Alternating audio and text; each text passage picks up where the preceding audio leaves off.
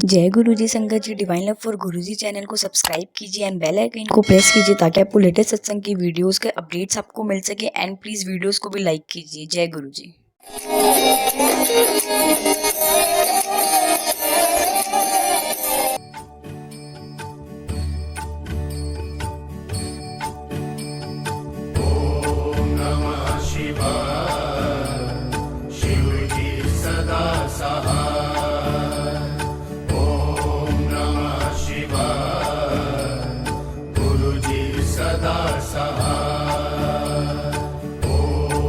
गुरुजी, आपके चरणों में शत शत कोटि कोटि प्रणाम। आपका अनंतम शुक्राना फिर से ये सुंदर मौका देने का जिसमें मैं आपका गुणगान कर सकूं। और गुरुजी, मेरी वाणी में हमेशा हमेशा आप विराजमान रहना। मेरे से कोई भी गलती, कोई भी गलत शब्द ना निकले प्लीज गुरुजी।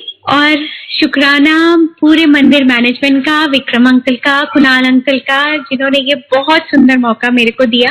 गुरुजी की अनंत अनंत हम सब पर बहुत बहुत कृपा है। लेकिन उनकी हमें कई बारी तो हमें समझ ही नहीं आता कि क्या क्या कृपाएं उन्होंने हम पर कर दी। कई बारी तो कितने टाइम बाद हम रियलाइज करते हैं, अरे गुरुजी ने ये कृपा भी हम पर करी है। तो उनकी बेइंतहा बख्शीशे, रहमतों, ब्लेसिंग्स, कृपाओं के लिए अनंतम अनंतम शुक्राना गुरुजी। और आपके चरणों में कोटि कोटि प्रणाम। सत्संग शुरू करती हूँ मैं। अपनी जर्नी जैसे मेरी स्टार्ट हुई, गुरुजी के यहाँ बहुत बहुत इंस्टेंट बुलावा था हमको। That was end of 2005। मैं किसी के पास अपने रिलेटिव के साथ में किसी काम से गई, लेकिन वो अंकल का एक्सीडेंट हुआ था। तो ऑफ कोर्स उनके एक्सीडेंट के बारे में ही बातचीत हुई और उन्होंने गुरुजी का जिक्र किया। और गुरुजी का जिक्र करने के पर, जबकि मैं उस फैमिली से बिलोंग करती हूँ जो कि नॉन बिलीवर्स इन गुरु।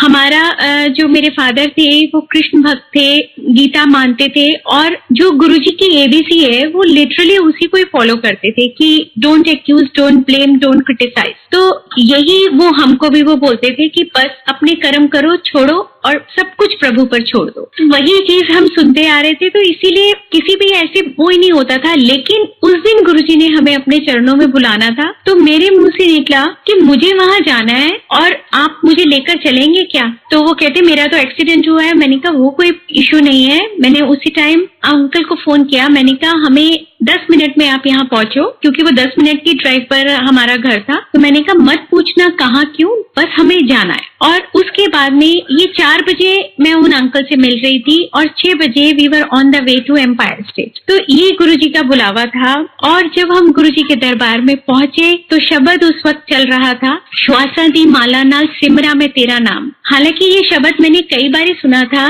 लेकिन गुरुजी का वो एम्पायर स्टेट का ऑरा और वो जो पूरा डिविनिटी जो वहां की थी, उससे मेरे को मालूम नहीं क्या हुआ कि मेरे वहां आंसू निकलने शुरू हो गए। और जब गुरुजी अपनी गद्दी पर आए, उनको प्रणाम किया। उन्होंने, जो अंकल हमें लेके गए थे, क्योंकि हमारा फर्स्ट टाइम था, उन्होंने बोला जैसे जैसे मैं करता जाऊंगा आप वैसे वैसे करना। तो हम जैसे उन्होंने प्रणाम किया वैसे ही हमने किया। उसके बाद जब लंगर के लिए, और वो गुरुजी का जो इलाही नूर देखकर और वो जो डिविनिटी और जो उनका अलौकिक रूप देखकर ऐसे मंत्रमुग्ध हो गई मैं कि मैं बता ही नहीं सकती कि उस वक्त क्या मेरे दिल और दिमाग की हालत थी। तो मैंने यही बोला, मैंने कहा बस मुझे इन गुरुजी के बारे में और जानना है। तो वो अंकल का खुद का 3rd टाइम था, तो उन्होंने बोला कि मैं आपको मिलवा देता हूँ, क्योंकि वो उनको भी ओल्गा आंटी मंदिर में लेकर गई थी। तो उन्होंने मुझे ओल्गा आंटी से मिलवाया कि इनको गुरुजी के बारे में और जानना है, आप बताइए। तो ओल्गा आंटी ने जिस तरीके से मेरे को डिस्क्राइब किया गुरुजी के बारे में, it was such a beautiful narration of Guruji कि मैं बता ही नहीं सकती। That was falling in love with Guruji, क्योंकि मंत्रमुग्ध तो मैं पहले से हुई थी। और जब उनके बारे में जैसे ही उन्होंने बताया, वो यही था कि वो रूहानी इश्क, वो अलौकिक इश्क, उनसे प्यार उनका हो गया। और गुरुजी ने पहले ही दिन हमसे बात की, नाम पूछा क्या करते हो, अंकल का पूछा। ये तो सिर्फ गुरुजी का एक तरीका है ब्लेसिंग्स देने का, वो तो हमें उस दिन पता भी नहीं था। और वो सब वो करने का, हमारे काम को हम उसको ब्लेस करने का। और उस वक्त मेरे मुंह से निकला कि गुरुजी बस इनको आशीर्वाद दे दीजिए, क्योंकि उस वक्त अंकल ने अपना बिजनेस चेंज किया था और एक नहीं 2-3 बिजनेस चेंज किए जो फ्रूटफुल नहीं हुए। एक के बाद जो दूसरा किया, दूसरे के बाद तीसरा किया, वो फ्रूटफुल नहीं रहा। तो काफी हम लोग फाइनेंशियल प्रॉब्लम्स में उस टाइम निकल रहे थे और गुरुजी ने इतने जोर से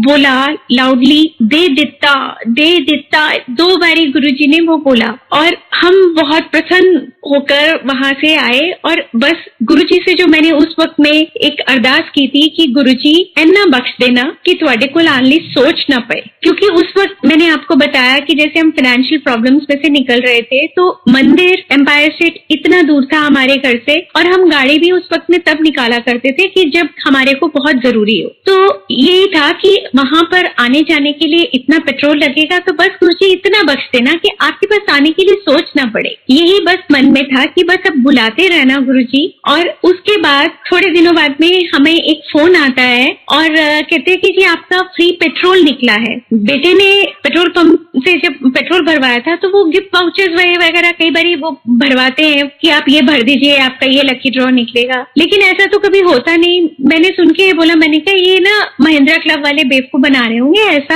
हो ही नहीं सकता, आप ये जाने का भी वहां पर पेट्रोल वेस्ट करोगे। लेकिन वो सेकंड कॉल आया, फिर थर्ड कॉल आया, तो तब अंकल ने बोला नहीं हम जाके देखते हैं, कोई बात नहीं, अगर बच्चे को तीसरी बारी कॉल आ रहा है तो हम जाके देखते हैं। वो हमेशा इनकरेजिंग रहते हैं बच्चों को, कभी भी उन्होंने वो नहीं करा, डिसअपॉइंट नहीं करा बच्चों को, तो हमेशा ही उनको इनकरेजिंग रहे। तो वहां पर जब गए तो जो वो बोल रहे थे कि आपका 25 लीटर पेट्रोल फ्री निकला है, तो वहां पर जाने के बाद पता चला वो 25 लीटर नहीं 75 लीटर पेट्रोल था जो हमें फ्री मिला। मतलब जो गुरुजी के पास मैं अरदास लगा कर आई थी, वो गुरुजी ने कितनी बार का हमारा आने जाने का पेट्रोल ही फ्री कर दिया, इसका मैं बता ही नहीं सकती। उसके बाद गुरुजी की कृपा यहाँ से स्टार्ट हुई और जब मैं गुरुजी के पास पहुंची तो मेरा फ्रोजन शोल्डर था। फ्रोजन शोल्डर होने की वजह से, और वो मेरा राइट हैंड था, मैं बहुत सारे काम करने में मुझे बहुत तकलीफ होती थी, सारे काम मैं अपने लेफ्ट हैंड से किया करती थी। लेकिन उस टाइम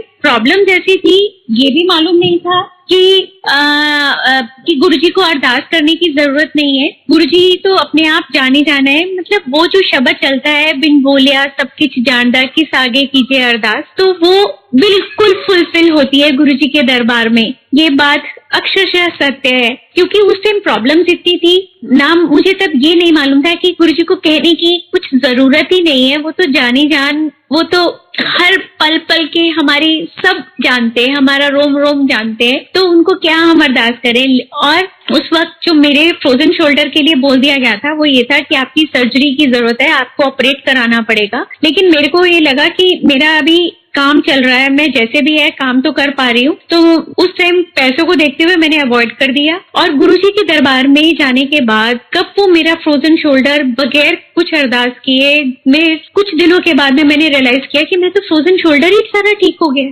उसमें कोई प्रॉब्लम ही नहीं। और आज तक, क्योंकि जो भी चीज गुरुजी की कृपा से जब वो ठीक होती है तो वो दोबारा कभी भी वो प्रॉब्लम आती नहीं। तो वो कब मेरा ठीक हो गया मैं जान ही नहीं पाई, और जब जानी तो गुरुजी का अनंतम शुक्राना मैंने करा। उसके बाद एक बार क्या हुआ कि हम दरबार में बैठे हुए थे तो अर्थक्वेक आया, और जब वो अर्थक्वेक आया तो पता नहीं अर्थक्वेक से मैं बहुत ज्यादा घबराती हूँ, बहुत ज्यादा पैनिकी हो जाती हूँ। तो लेकिन उस दिन क्योंकि गुरुजी की शरण में थे, दरबार पे बैठे हुए थे, तो बिल्कुल भी मन नहीं घबराया, बस मन से ना बड़ी खुश होके मैंने ये बोला, मैंने कहा गुरुजी अगर इस वक्त मौत भी आई तो कितनी सुंदर मौत होगी ना आपके चरणों में। और मैंने, क्योंकि नजरें तो कई बार हमारी गुरुजी की उस पर ही टिकी रहती थी, उनके बस इलाही नूर देखते रहे, उनका मुख देखते रहे हर वक्त ये आंखें, तो देखा गुरुजी मुस्कुराए और अपना जो पाँव था वो नीचे रखा और वो अर्थक्वेक बिल्कुल शांत हो गया। कितनी सुंदर वो समा था, मैं बता ही नहीं सकती कि वो एम्पायर स्टेट का वहां पर हमारा जाना, वो एम्पायर स्टेट के गेट से ही गुरुजी की खुशबू आना, और हमारा भागते हुए एम्पायर स्टेट की वो उस गेट से जैसी ही गाड़ी रुकी कि बस अब गुरुजी तक वो 1 मिनट की भी बर्दाश्त नहीं होती थी कि बस हम जाएं और गुरुजी के दर्शन पाए। इतना सुंदर वो समा था। लेकिन कुछ टाइम बाद गुरुजी ने वो सौभाग्य हम लोगों से ले लिया, और उससे पहले गुरुजी ने 29 मई को 2007 मेरे को उसका इंडिकेशन भी दिया था। कि हुआ क्या था कि मैं शिव पुराण पढ़ रही थी, और ये गुरुजी की ही कृपा थी कि ये शिव पुराण मैं जाने अनजाने में कुछ सालों से पहले से ही पढ़ रही थी, गुरुजी के पास पहुंचने से पहले। तो वहां पर क्या हुआ कि मेरे जो मंदिर था उस टाइम वो एक कबर्ड में था, और उसके 2 खाने बने हुए थे, एक ऊपर वाला एक नीचे वाला। सारा मंदिर मेरा नीचे वाले खाने में था, और ऊपर वाले खाने में सिर्फ शिव जी की मूर्ति पड़ी हुई थी, रखी हुई थी, और जो चीनी मिट्टी की होती है वैसी मूर्ति थी, और उनके गले में हार डला हुआ था। 29 मई को मैं शिव पुराण पढ़ रही थी, और शाम 7 बजे के आसपास की बात है। शिव एकदम से पढ़ते पढ़ते मेरे को कुछ खिसकने की आवाज सुनाई दी, मतलब कुछ आवाज हुई। तो उससे पहले कि मैंने कहा मेरा सेंटेंस पूरा हो जाए, तो होता है कि नजर उठा के देखूं, तो मेरा अभी सेंटेंस पूरा नहीं हुआ था शिव पुराण का कि वो दोबारा से खिसकने की आवाज आई, और वो शिव मूर्ति नीचे फर्श पर, और जो उसका माला थी वो जाके जो नीचे वाली अलमारी में, जो नीचे वाला खाना था जिसमें शिव परिवार भी था, उसके ऊपर जाकर, और वो शिव परिवार that was in the middle of that खाना, जो मेरा नीचे वाला उसका स्लैब था, उसके बीच में थी। अगर आप साइंटिफिकली संगत जी सोचे तो ये इम्पॉसिबल सी चीज थी कि एक चीज जो माला जो उनके गले में डली हुई है, बगैर किसी रीजन के वो शिव मूर्ति का खिसकना और उसका फर्श पर गिरना, और उसके गले की माला नीचे वाले खाने में शिव परिवार के ऊपर में जाके पड़ना, और उसके जो टुकड़े थे मूर्ति के वो टूटी भी बहुत अजीब ढंग से। मुंह के बल वो गिरी, लेकिन ना मुंह खंडित हुआ, न चेस्ट खंडित हुई, सिर्फ खंडित हुई नीचे के जो लेग पोर्शन और बाजू, आधी बाजू। नीचे जो खाल का शेर का मुंह था वो भी एज इट इज था, और उस शिव मूर्ति के जो टुकड़े थे वो पूरे मेरे घर में, इवन बालकनी तक जहां पर कोई पहुंच नहीं थी उसकी, वहां तक उसके टुकड़े पूरे घर में मेरे कई कई जगह जाना उसका इम्पॉसिबल था। उस जगह तक उसके टुकड़े पहुंचे, और मुझे समझ में नहीं आया कि शिव मूर्ति इतनी इंटैक्ट और सिर्फ यहाँ से खंडित हुई है, और उसके टुकड़े पूरे घर में कैसे। और लगा कि मेरा बड़ा बेटा अंकित ही था उस वक्त घर में। मैंने यही पूछा, मैंने कहा कि अंकित ये हुआ तो हुआ क्या और हुआ कैसे, ये समझ से पा रहे हैं, और गुरुजी का ये बहुत कोई बड़ा इंडिकेशन है, कुछ तो होने वाला है हमारे ऊपर, या तो कोई विपदा आने वाली है या कोई विपदा हमारे गुरुजी ने बचाई है। मैं कहा ये मुझे समझ में नहीं आ रहा, और ये हमें समझ में आया जब गुरुजी ने अपना जो समाधि ले ली, और उसके बाद 1 हफ्ते के बाद जाके मैं को रिलेट कर पाई कि जब वो 29 में उस वक्त जब गुरुजी की तबीयत बहुत ज्यादा खराब हो गई थी, तो उन्होंने ये शिव मूर्ति के द्वारा मेरे को इंडिकेशन दिया था कि मैं शिव हूँ, शिव इज इमॉर्टल, वो है और हमेशा हमेशा रहेंगे, अनंत काल तक वही है और वही रहेंगे। और ये सिर्फ जो मेरा शरीर है ये मैं छोड़ रहा हूँ, जो उस वक्त उन्होंने ये मेरे को इंडिकेशन दिया। और वो उस शिव मूर्ति का क्या हुआ था कि वो जो मैंने सारे उसके जो भी अंश थे वो सारे बीन के मैंने एक पॉलिथीन में उनको लपेटा और एक स्टील के डब्बे में बंद कर दिया। मेरा बोलते हैं कि खंडित मूर्ति घर में नहीं रखनी चाहिए, लेकिन पता नहीं क्यों मैं उस मूर्ति को प्रवाहित नहीं कर पाई। मैंने वो स्टील के डब्बे में बंद करके रख दिया। और ये गुरु का ये उससे कनेक्टेड सत्संग है, इसीलिए मैं बता रही हूँ, जंप कर रही हूँ वो टाइम। ये बात जो 2007 में 29 मई को हुई घटी थी।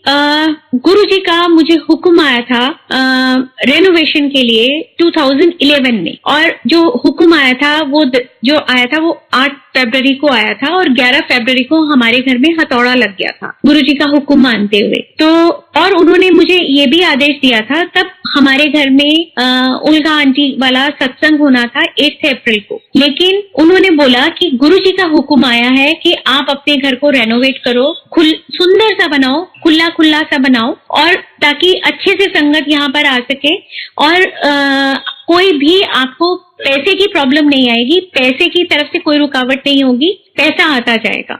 लेकिन संगत जी, हैरानी की बात थी कि जो भी उस वक्त में कॉन्ट्रैक्टर हमारे घर में आके बात करता था वो इतना कम कोट करता था कि हम हैरान हो जाते थे। तो वो गुरुजी की ही कृपा से ना पैसे की प्रॉब्लम आई ना कुछ हुआ, जबकि उससे पहले अंकल किसी भी मूड में नहीं थे कि वो रेनोवेशन करवाया जाए, क्योंकि वो चाहते थे कि बच्चों की जो एजुकेशन जो बच्चे चाहते हैं वो किसी भी तरीके से, वो चाहे हम लोग प्रॉब्लम्स में थे, वो किसी भी तरीके से पूरी हो। तो जो भी थोड़ा पैसा था वो उन्होंने उसकी मास्टर्स करने के लिए वो रखा हुआ था।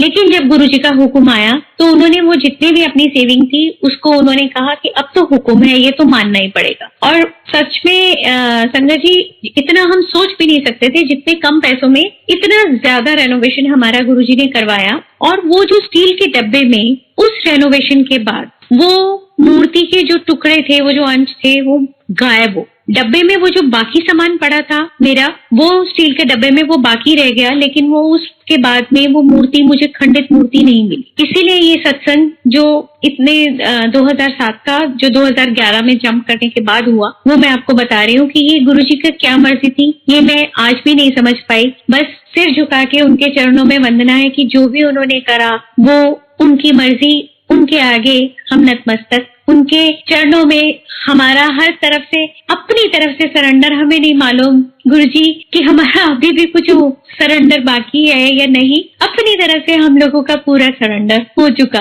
बस। लेकिन फिर भी पता नहीं कहाँ हम गलतियां करते होंगे, कहाँ हमारी बातें रह जाती होंगी, हम नहीं जानते। उसके बाद में मैं आपको बताऊं, ये गुरुजी की खैर होते हुए की बात है। 2006 में क्या हुआ कि जो मेरा छोटा बेटा है उसका चाइल्डहुड ड्रीम था पायलट बनने का, और वो बनना चाहता था। लेकिन जैसे मैंने पहले बताया कि हम लोग इतने फाइनेंशियल प्रॉब्लम्स में थे कि हम सोच भी नहीं सकते थे कि इतनी प्रॉब्लम्स में वो बच्चा सोच कैसे सकता है कि हम उसको पायलट का, कमर्शियल पायलट का कोर्स करवा पाएंगे। तो उसके बच्चों की इतना सरेंडर था या इतना उनका फेथ था, इमेंस फेथ था गुरुजी के ऊपर। तो वो बोले, मम्मा आप नहीं कराओगे, ये गुरुजी करवाएंगे। और उसकी चाहे चलती होगी अरदास गुरुजी के आगे। एक दिन मैं एम्पायर स्टेट में ही बैठी हुई हूँ और गुरुजी ने मेरे को दिखाया कि छोटे बेटे ऋषभ का हाथ उन्होंने एक अंकल के हाथ में पकड़ाया और बोला, लेफ्ट पढ़, एनु पायलट बना दे। और उन अंकल को, भाटिया अंकल को, गुरुजी ने फिजिकली ये बात बोली। ये बात जबकि गुरुजी ने महासमाधि ले ली थी, उसके हमें 4-5 साल बाद जाके ये बात पता चली कि गुरुजी ने उनको फिजिकली वे फॉर्म में बोली थी, जो मुझे विजन में दिखाया। और उसके बाद में अब चूंकि पैसों का काम तो कुछ पैसों से ही होता है, एक जब हमारा बहुत अच्छा टाइम चल रहा था तो अंकल ने एक फ्रेंडली लोन अपने फ्रेंड को दिया था, और वो काफी प्रॉब्लम में था। तो बहुत ज्यादा सॉफ्ट हार्टेड है अंकल। तो उन्होंने ये बोला कि कोई बात नहीं, आप मेरे इन पैसों के टेंशन मत लो, आप जब आपके पास में होगा कंफर्टेबल आप तब दे देना। आप जो आपको परेशान कर रहे हैं, जो भी आपके ऊपर ज्यादा प्रॉब्लम्स हैं, आप पहले उनको सॉल्व कर लो। लेकिन उसकी प्रॉब्लम्स शायद बढ़ते बढ़ते बहुत बढ़ गई, और वो कब इंडिया छोड़ के चला गया हमें मालूम ही नहीं पड़ा। और उसके बाद जब अपने ऊपर हमारे प्रॉब्लम्स आई तो हमने उसे ढूंढना शुरू किया, लेकिन अब वो कहाँ मिलता, हमें पता ही नहीं था वो कहाँ है। वो तो इंडिया छोड़ के जा चुका था और कोई कांटेक्ट नंबर नहीं हमारे पास। लेकिन जब हम गुरुजी के पास पहुंचे कुछ महीनों के बाद ही उसका मुझे फोन आता है, आशु पहचाना मैं कौन बोल रहा हूँ? मैंने कहा जी आवाज ऐसे लगता है कि मैंने आपसे बात की हुई है, जानी पहचानी आवाज है, लेकिन मैं पहचान नहीं पा रही। तो उन्होंने मुझे अपना बोला कि मैं ये बोल रहा हूँ। और मनचंदा जी कहाँ है? मैंने कहा वो तो इस टाइम आउट ऑफ स्टेशन है, उदयपुर है। तो बोले कि उनको बोल देना भगोड़ा वापस आ गया। और आने के बाद जब वो अंकल से मिला तो उसने ये बोला कि अगर आज मैं जिंदा हूँ तो सिर्फ आपका लोन चुकाने के लिए आपके पैसे मैंने देने हैं, और कोई ऐसी बीमारी नहीं है मेरे को जो मुझे ना हो। तो उसके बाद में ये देखो कि गुरुजी ने खैर उस बंदे को भी दर्शन दिए, उसका भी कल्याण हुआ। और वो कब हमारे पैसे देके अगले दिन वो कहाँ गायब हो गया। अंकल उसको फोन करते रह गए, कितनी बारी कांटेक्ट हुआ, लेकिन उसका फोन डज नॉट एग्जिस्ट यही आता रहा। तो दिस वाज अमेजिंग कि कैसे गुरुजी ने उसको भेजा, कैसे हमारा लोन हमको वापस मिला। तो इसका हम बता ही नहीं सकते कि कैसे कृपा है। लोन जो ऋषभ के पढ़ाई के लिए चाहिए था, वो लोन भी बहुत आसानी से हो गया, क्योंकि जब गुरु जी की कृपा होना तो वो सारे डिफिकल्ट काम, जो इम्पॉसिबल काम होते हैं, वो भी कैसे सीधे अपने आप होके हो जाते हैं, हम जान ही नहीं पाते। और जो उसके बाद में लोन पीरियड के बाद जो EMI आई, हम हैरान, और हम उसको कैलकुलेट करते थे कि मैक्सिमम जो लोन पीरियड है उसमें तो ये लोन पूरा हो ही नहीं सकता, और इसमें इंटरेस्ट ही नहीं उसका निकल रहा बैंक का, तो ये कैसे हो सकता है। लेकिन जब वो पीरियड खत्म हुआ तो बैंक वालों का, क्योंकि गुरुजी को मालूम था कि ये पीरियड तक इनकी फाइनेंशियल प्रॉब्लम्स रहेंगी और हम उतना ही दे पाएंगे कंफर्टेबली, तो पता होता है गुरुजी को आने वाला कल भी कि हम क्या कर पाएंगे क्या नहीं। तो वो EMI इतनी थी कि जो हम आराम से कंफर्टेबली दे रहे थे, और जब हम गुरुजी ने हमको फाइनेंशियली स्टेबल कर दिया, हमारी कृपा कर दी, तो उसके बाद हम वो आराम से बाकी का अमाउंट भी दे सकते थे। तो उसके बाद में बैंक वालों ने बोला कि जी कैलकुलेशन मिस्टेक हुई है, तो आप ये इतना इकट्ठा दे। तो हमने कहा नहीं, ये तो गलती आपके एंड पर हुई है, हमारे एंड पर नहीं हुई है। तो दे रियलाइज कि नहीं, गलती तो हमारे एंड से, जी ठीक है, आप अपने हिसाब से जैसे है आप दे दीजिएगा। तो ये भी देखिए कितनी कितनी गुरुजी की कृपा है। अच्छा, जो मैं आपको बता रही थी सत्संग की, गुरुजी ने हमको वो पहले अपने पास बुलाने के लिए कितना पेट्रोल फ्री दिया। पेट्रोल तो फ्री दिया, गुरुजी ने उस गाड़ी में वो बैठे, मेरे को ड्रीम में दर्शन दिए कि उस गाड़ी में, तब हमारे पास 800 हुआ करती थी, मुझे दर्शन हुए कि गुरुजी गाड़ी में बैठे हैं। और सुबह उठ के मैं गई, मैंने वहां पर वंदना करी गुरुजी की कि गुरुजी आपने चरण डाले इस गाड़ी में, धन्य हो गई गाड़ी। और सच में संगत जी, गुरुजी ने वाकई वो गाड़ी को धन्य कर दिया। उसमें इतनी नई संगत गुरुजी के पास गई है कि हम बता ही नहीं सकते। 5 जने 800 में ही बैठ सकते हैं, लेकिन वो कभी गाड़ी 5 के साथ गई नहीं, 6, 7 और कभी कभी तो 8 लोग भी उसमें बैठे। और चूंकि हम लोग उस टाइम प्रॉब्लम्स में थे, तो होता क्या था कि हम कभी भी उसकी मेंटेनेंस नहीं करवा पाते थे, और जो टायर थे वो भी रून हो गए थे उसके। और ये लगता था डर कि कहीं पर भी अगर वो पंचर हो गई तो पंचर वाला भी बेचारा कहेगा कि हम इसमें लगाए कहाँ, टायर्स में जान ही नहीं है। तो लेकिन गुरुजी की ऐसी कृपा कि इतना वो 8-8 लोगों को, 7-7, 6-6 लोगों को वो लेके जा रही है, और कभी भी वो गाड़ी न आते न जाते पंचर नहीं हुई। जब गुरुजी ने समाधि ले ली, और तब बड़े मंदिर का जो रास्ता था वहां वो काफी पत्थर डले हुए थे और काफी पथरीला सा था, उसके ऊपर मिट्टी डली हुई थी। तब ऐसी सड़क नहीं थी जैसी अब है, तो तब हमारी जो गाड़ी थी वो डग डग करते हुए जाती थी, लेकिन और इतनी संगत के साथ, लेकिन कभी भी ऐसी कृपा गुरुजी की, कभी भी ना आते न जाते, कभी भी वो पंचर नहीं हुई। और उसकी एवरेज जब हम गुरुजी के पास थे तो 14 थी, वो 14 एवरेज देती थी, और धीरे धीरे वो बढ़ते 23 की एवरेज विदाउट एनी मेंटेनेंस। कोई हम उसकी सर्विसिंग नहीं करवाते थे, कुछ नहीं करवाते थे। लेकिन जिसके ऊपर में गुरुजी की दृष्टि पड़ जाए, जहां पर गुरुजी के चरण पड़ जाए, वो कैसी चीज नहीं तरेगी, चाहे वो कोई ऑब्जेक्ट है, चाहे वो हम इंसान है। तो गुरुजी की कृपा हम लोगों पर तो होती है, वो ऑब्जेक्ट जो हम यूज करते हैं उन पर भी होती है। ऐसे ही इससे बिल्कुल मिलता जुलता सत्संग हमारी वॉशिंग मशीन का है। हमारी फुल्ली ऑटो मशीन ने पानी लेना बंद कर दिया था, अब क्या प्रॉब्लम आई पता नहीं। और हमारे को उस टाइम कोई क्या करते थे कि बाल्टियों से हम पानी डाल देते थे और उसके बाद में वो प्रॉपर चलती थी। तो बस जब डालना होता था तब दिक्कत आती थी वो पानी, क्योंकि थोड़ी सी हाइट पर थी वो मशीन, और अंकल को डालना पड़ता था वो पानी, क्योंकि मैं शॉर्ट हाइटेड हूँ, तो मेरे उससे नहीं डल पाती थी।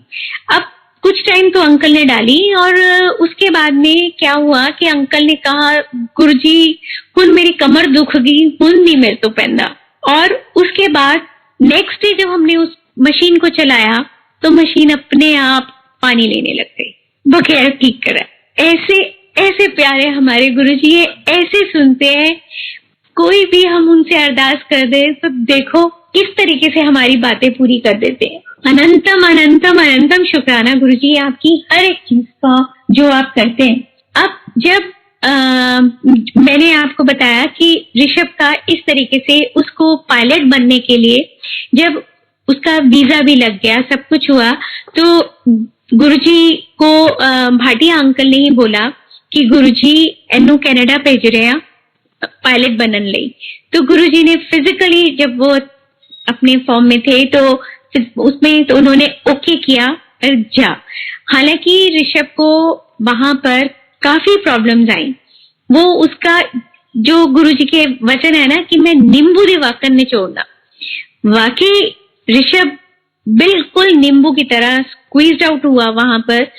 उसका वर्क परमिट वहां पर कैंसिल हो गया और उस कैंसिल्ड वर्क परमिट के दौरान उसने क्योंकि उसका एक स्कूल जिसमें उसका एडमिशन हुआ था वहां पर हम पूरी फीस भर चुके थे, वो क्लोज हो गया। ना हमें फीस वापस मिली ना कुछ, ना इसका कोर्स कंप्लीट हुआ। उसके बाद इस बच्चे ने अपने वहां पर खुद से काम कर करके पैसे जमा करे, न्यू स्कूल में एडमिशन लिया। जब तक उसने न्यू स्कूल में एडमिशन लिया इसका वर्क परमिट कैंसिल हो गया और इसको इन अ शॉर्ट वाइल इसको नोटिस आ गया कि लीव कनाडा एट वंस। अब अगर ये उस वक्त वापस आता है तो ना ये पूरा पायलट बना, जो इसके पैसे जमा हुए थे जो वो सारी ये फीस में भर चुका, तो कहीं पर भी इसकी स्टैंडिंग नहीं होती। और इसने वहां पर जाके जितने भी वकील थे उन सब से पूछा कि अब मैं क्या करूं, तो उन्होंने बोला कि ऋषभ तुम्हें कनाडा छोड़ना ही पड़ेगा। तो उसने यही बोला कि नहीं, मेरे गुरुजी के ऊपर मुझे पूरा फेथ है, वही करेंगे। और इसने वो केस फाइट किया, मतलब अरदास करी। कुछ इसके जो हम इंडियन भाषा में बोलते हैं चालान, वहां पे बोलते हैं टिकट, वो भी इसको मिले। उसके लिए इसने वहां पर फाइट भी किया और गुरुजी की ही कृपा थी, गुरुजी की ही मेहर थी कि जिसमें ये जीता भी और इसका वर्क परमिट भी आया। वो जो सब लोग बोलते थे कि किसी भी कीमत पर ऋषभ अब तेरे को छोड़ना ही पड़ेगा कनाडा, तो ये बोलता था गुरुजी मेरे वकील भी आप, जज भी आप, एडमिनिस्ट्रेटर भी आप, सब कुछ करने वाले आप। अब मेरे पास और कोई नहीं, सिर्फ आप हो। अब आपकी जो मर्जी मैं उसमें राजी। गुरुजी ने सारे काम कराए और उसके बाद इसने बहुत फ्लाइंग इतने अच्छे मार्क्स के साथ में अपना पायलट का कोर्स कंप्लीट किया। और इस वक्त वो गुरुजी की ही कृपा है कि वो बच्चा पूरा अपना पायलट बनके अपने जहाज उड़ा रहा है। ये जब भी वो होता था तो होता था कि इतने साल हो गए बच्चे को गए हुए, अभी तक वो पायलट नहीं बना, अभी तक पायलट नहीं बना। तो मेरे को हमेशा यही लगता था कि शायद वो पीरियड गुरुजी वो जानते थे कि उसके उड़ाने के लिए शायद अच्छा नहीं होगा, तभी गुरुजी ने उसको दूसरे कामों में उलझाए रखा। जैसे मेरे को यही लगता था कि जैसे पायलन आंटी का है कि 10 साल गुरुजी ने उनको ग्राउंडेड रखा था, तो मुझे भी यही लगता था कि शायद इसका वो पीरियड सही नहीं है। इसीलिए तो जब हमने सब कुछ छोड़ दिया, भेजने वाले वो जब उन्होंने ओके कर दिया, तो यही था कि आज नहीं तो कल वो बनेगा तो जरूर वो पायलट। टाइम जरूर लगाया लेकिन गुरुजी ने पूरा फुल फ्लेज पायलट बना दिया। आगे भी गुरुजी उस बच्चे पर, दोनों बच्चों पर अपनी कृपा हमेशा हमेशा बनाए रखना। खैर अब तो गुरुजी 4 बच्चे हो गए मेरे, दोनों की वाइफ्स भी आ गई, तो चारों बच्चों पर अपनी कृपा बनाए रखना। जब ऋषभ कनाडा गया था तब मुझे उस वक्त में ये नहीं मालूम था कि गुरुजी स्टोन्स पहनने को मना करते। ऋषभ ने पुखराज पहना हुआ था अपने हाथ में, तो गुरुजी ने उसको दर्शन दिए और नाराज हुए, कुछ बोला और लेकिन उसको समझ में नहीं आया। तो उसने ना मेरे को अगले दिन सुबह फोन किया कि मम्मा गुरुजी आए थे, वो कुछ गुस्सा कर रहे थे, नाराज हो रहे थे, कुछ रिंग का बोल रहे थे, मुझे लेकिन समझ नहीं आया। आज आप गुरुजी के पास जाओगे तो गुरुजी से पूछना। जब मैं दरबार पहुंची तो उस दिन भी थर्सडे का ही दिन था। मैंने माथा टेका और माथा टेक के मैं दरबार में आगे वाली रो में बैठी हुई थी। मेरे उस वक्त में मैंने भी मोती पहना हुआ था अपने राइट हैंड में और एक आंटी मेरे लेफ्ट में बैठी हुई थी और उसके बाद में एक और आंटी मंजुपाल आंटी वो मेरे लेफ्ट टू लेफ्ट, मतलब एक आंटी बीच में और फिर मंजू आंटी बैठी हुई है। और संजय जी आपको मालूम है कि कोई भी चलते हुए मतलब दरबार में जब चल रहे हो शब्द तो कोई नहीं बात करता। उस वक्त में वहां पर बैठने के बाद मैंने गुरुजी को अरदास की कि Guruji, Rishabh is not very much clear about the ring, please give him clear message what to do about that. बस इन्हीं शब्दों में मैंने अरदास करी। तो अभी मेरे को ये अरदास किए हुए 20 सेकेंड ही हुए होंगे कि मंजूपाल आंटी ने उन आंटी को क्रॉस करके मेरा हाथ पकड़ा, जोर से ड्रैग किया और बोला कि ला इन्नू आके पाइया अंगूठियां, तेनू नहीं पता गुरुजी नू बिल्कुल नहीं पसंद है गया। संगत जी मेरा उनकी तरफ लेफ्ट हैंड था, लेफ्ट हैंड में मैंने कोई रिंग ऐसी नहीं डाली हुई थी और जो मोती था वो मेरे राइट हैंड में था जो विजिबल नहीं था। वो सिर्फ और सिर्फ गुरुजी के शब्द थे जो वो मंजू आंटी के मुंह से निकले और चलते हुए शब्द जब दरबार में है और उस बीच में उन्होंने वो मुझे मैसेज दिया और वो मैसेज पाते ही मैं कंट्रोल ही नहीं कर पाई। मेरा रोना इतनी जोर से छूटा कि गुरुजी अभी तो मैंने अरदास आपको करे हुए 20 सेकंड भी नहीं हुए और आपने मुझे इतनी जल्दी जवाब दे दिया। तो इतने प्यारे हमारे गुरुजी हैं कि वो कोई भी हम जाने अनजाने गलती कर रहे होते हैं तो कैसे हमारी गलतियां भी सुधार देते हैं। मैंने भी अपना उस वक्त जो भी मैंने मोती पहना हुआ था वो भी उतारा और ऋषभ को बोला कि बेटा निकाल दे। उसके बाद मेरा बड़ा बेटा वो ये बात है 2012 की, उसने भी ये वो बोला कि मम्मा मेरे को, उसकी इंजीनियरिंग कंप्लीट हो गई थी, वो जॉब कर रहा था लेकिन उसी जॉब में करते करते उसको ये हुआ कि अब मुझे मास्टर्स करनी है और मास्टर्स करनी है तो वो भी मेरे को यूएस से करनी है। मैंने कहा बेटा तुम दोनों बच्चे ही बहुत गजब के हो, उसको सबसे एक्सपेंसिव कोर्स करना था, वो भी वो कनाडा से गया और अब तुम भी ये कह रहे हो। मैं कहा तुम्हें अपना पापा का पता नहीं चलता?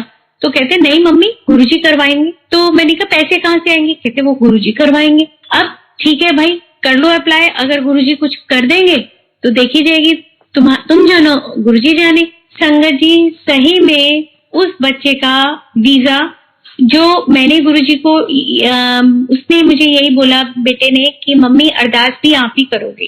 तो मैंने जो गुरुजी को अरदास करी वो यही थी कि गुरुजी एदे लिए चंगा होए तो वीजा लाना, तुसी जानते हो एदा फ्यूचर, अगर चंगा होए तो लाना नहीं तो नहीं। और गुरुजी कंडीशन अप्लाई, फीस आपने ही भरनी है, आपको पता है मेरे पास तो पैसे हैं। और जब ये वीजा के लिए गया था, एडमिशन हो गया इसका यूएस में और जब ये वीजा अप्लाई किया और इसका इंटरव्यू था, ये एम्बेसी गया हुआ तो देखा कि एक विंडो पे 5 में से 4 रिजेक्शन हो रही है। तो इसने उस वक्त मन में गुरुजी को अरदास करी, गुरुजी इस विंडो पे मेरा नाना आए, ऐसे 5-4 रिजेक्ट कर रहा। तो गुरुजी ने उस वक्त इसको जवाब दिया कंजरिया वीजा ओने नहीं मैं लाना है। तो उसी विंडो पे इसका नंबर आया और इसका वीजा लगा, ये गया भी। और गुरुजी ने इतनी कृपा करी वहां जाके जो बच्चे को 20 आवर्स की जॉब वो नहीं करने दी। हालांकि मैं गुरुजी से वो भी हुई कि ना 1 साल हो गया गुरुजी, एक सेमेस्टर निकल गया, दूसरा सेमेस्टर निकल गया, इसको वो जो 20 घंटे की जॉब होती है वो ही नहीं मिली है। अब लिविंग के लिए भी सारे पैसे उसी में से हमारे को ही भेजने पड़ रहे हैं, तो वो अगर हो जाता तो बच्चा अपना लिविंग तो निकाल लेता। लेकिन गुरुजी अपने बच्चों को सही में छोटी नौकरी नहीं करने देते। गुरुजी ने इसको वहां पर असिस्टेंट प्रोफेसर की जॉब दिलवाई जिसमें इसको अपना इंडिपेंडेंट इतना बड़ा ऑफिस भी मिला, बहुत सारी फैसिलिटीज भी मिली और स्कॉलरशिप भी मिली। तो ये है अनंतम कृपा गुरुजी की कि वो अपने बच्चों को कितना प्यार करते हैं और जब उनका सरेंडर होता है तो कितने निहाल भी करते हैं उन बच्चों को। गुरुजी संजय जी जब हम गुरुजी के पास आए थे, मतलब 2006 की बात है, हमको 1 साल हो गया था आते हुए। तो उसी वक्त मेरे जो ब्रदर इन लॉ है, मेरी 4 सिस्टर इन लॉज हैं, तो जो मेरे सबसे बड़े ब्रदर इन लॉ उनको माउथ कैंसर हुआ और साइमल्टेनियसली जो मेरी 2nd नंबर वाली सिस्टर इन लॉ है उसको हार्ट अटैक हुआ। तो दोनों के लिए मैंने गुरुजी को अरदास करी। दोनों का ही बहुत जल्दी रिकवरी भी हो गई, ऑपरेशन उनका, माउथ कैंसर उनका बिल्कुल ठीक हो गया सब कुछ। लेकिन तब मैं ये श्योर नहीं थी कि ये गुरुजी की कृपा है या वैसे, हम उस चीज को उस टाइम तक कोरिलेट नहीं कर पाए थे। लेकिन 2015 में वही मेरे जो ब्रदर इन लॉ है उनको मैसिव हार्ट अटैक हुआ। तो उस वक्त में मैंने जो गुरुजी को अरदास की कि गुरुजी कृपा करना, तो गुरुजी का उस वक्त मुझे जवाब आया। मैं 10 साल पहले दे चुके हैं। उस टाइम मैंने रियलाइज किया कि उस वक्त भी वो हमारे गुरुजी की अनंतम कृपा थी उनके ऊपर, जो उन्होंने उनको उस वक्त लाइफ दी थी। तो जब बस ये जवाब मेरे लिए काफी था, एंड एज अ रिजल्ट वही हुआ, ही इज नो मोर। और जो मेरी सिस्टर लॉ थी वो भी बिल्कुल ठीक, उनके ऊपर में भी गुरुजी ने अपनी पूरी कृपा करी। ये तो बड़े सीरियस जैसे सत्संग हो गए, तो आपको एक चुलबुला सा सत्संग सुनाती हूँ। जब हम गुरुजी के पास जाना शुरू हुए थे, तो जैसे जैसे हमारा कनेक्शन बढ़ता गया, तो होता क्या था कि जो गुरुजी के स्वरूप लगे हुए थे, तो हर वक्त मैं उनको देखती रहती थी और मन ही मन बातें करती रहती थी गुरुजी से। तो गुरुजी उन मतलब रिस्पॉन्ड भी किया करते थे। कभी गुरुजी के हाथ हिलते थे, कभी आईज हिलती थी, कभी लिप्स हिलते थे। तो मैं अंकल को बोलती थी, देखो अभी गुरुजी ने ये किया, अभी गुरुजी ने वो किया। तो अंकल को यही लगता था कि मेरे को शायद ऑप्टिकल इल्यूजन्स होते हैं, ऐसा कुछ करते नहीं है। तो एक दिन वो किसी दूसरे रूम में जाके गुरुजी के स्वरूप के आगे ऐसे ही मेरी शिकायत कर रहे थे कि गुरुजी झूठ बोल दिया ना, तुसी कर दे कुछ नहीं ना, अपने मनो बना दिया ना गला। तो गुरुजी लिफ्टेड हिज आईब्रो, ये हिल गए कि बोले गुरुजी या तुसी किता। तो then again he lifted his eyebrow, या आओ। तो second time he lifted his eyebrow. तो उस वक्त थोड़ी देर बाद अंकल आए और मेरे को बोलते, तुम जो बोलती हो ना गुरुजी ने ये किया वो किया, तो वो सच होता है। मैं उस वक्त तो समझ ही नहीं पाई ये बात। उन्होंने मुझे बाद में कमिट करी कि मैं ऐसे तुम्हारी शिकायत कर रहा था गुरुजी से, तो गुरुजी डिड दैट। तो सही में जो वचन है गुरुजी के कि मेरे स्वरूप को फोटो ना जानो, ओ मैं खुद हाँ। तो सच में जब हम उनसे कनेक्टेड हो जाते हैं दिल से, तो गुरुजी हमें क्या नहीं अपने स्वरूप में ही नजारे दिखा देते हैं।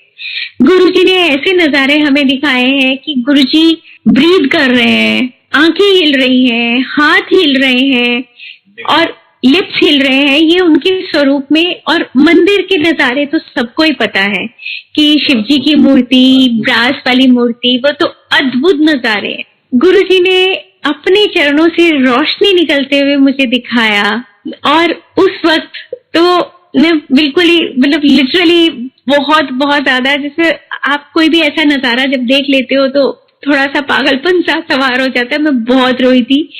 गुरुजी ने अपने मस्तक में शिवलिंग के दर्शन, शिवजी के दर्शन, ऐसे भी नजारे दिखाए हैं। तो क्या नाम हम उनका बखान करें, कितना गुणगान करें, वो भी कम है हमारे पास। तो वो इतने सुंदर शब्द ही नहीं हमें मिल पाते कि जो हम उनका व्याख्यान कर पाए और उनका शुक्राना कर पाए। गुरुजी के बहुत सारे सत्संग जो गुरुजी का ही ब्लेस किया हुआ सत्संग होते हैं, उन्हीं में उनके हमारे को बहुत सारे सुनने को, देखने को, महसूस करने को वो चीजें हमें मिलती हैं। थोड़ी सी मैं स्टबन कह लो या अजीब सी, कि मैं गुरुजी के बहुत परेशान करती हूँ कि जब भी सत्संग होता है कि गुरुजी आपने आना है, गुरुजी आपने आना है, और मुझे बताना है आप आए हो, आप मेरे को मालूम पड़ना चाहिए आपकी प्रेजेंस, मुझे पता चलना चाहिए गुरुजी प्रेजेंस। तो पहले सत्संग में जो गुरुजी ने वो किया,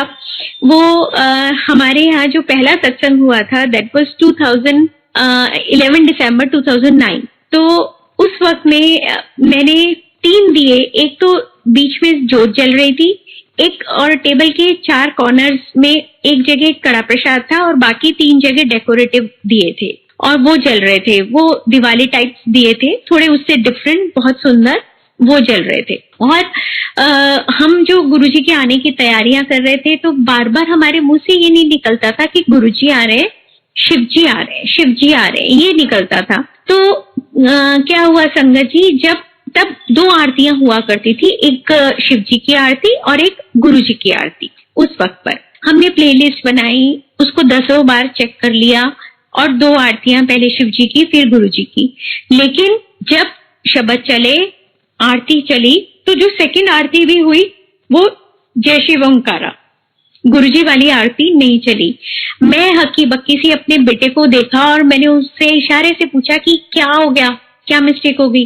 तो ही लिफ्टेड हिज शोल्डर्स और कहा कि पता नहीं, अब गुरुजी की मर्जी। तो उसके बाद में गुरुजी ने मुझे जवाब दिया, तू तो कहती सीगी ना शिवजी आ रहे हैं, बार बार ऐसी कहती सीगी ना शिवजी आ रहे हैं, शिवजी आ रहे हैं, तो गुरु दी आरती किद्दां चलदी।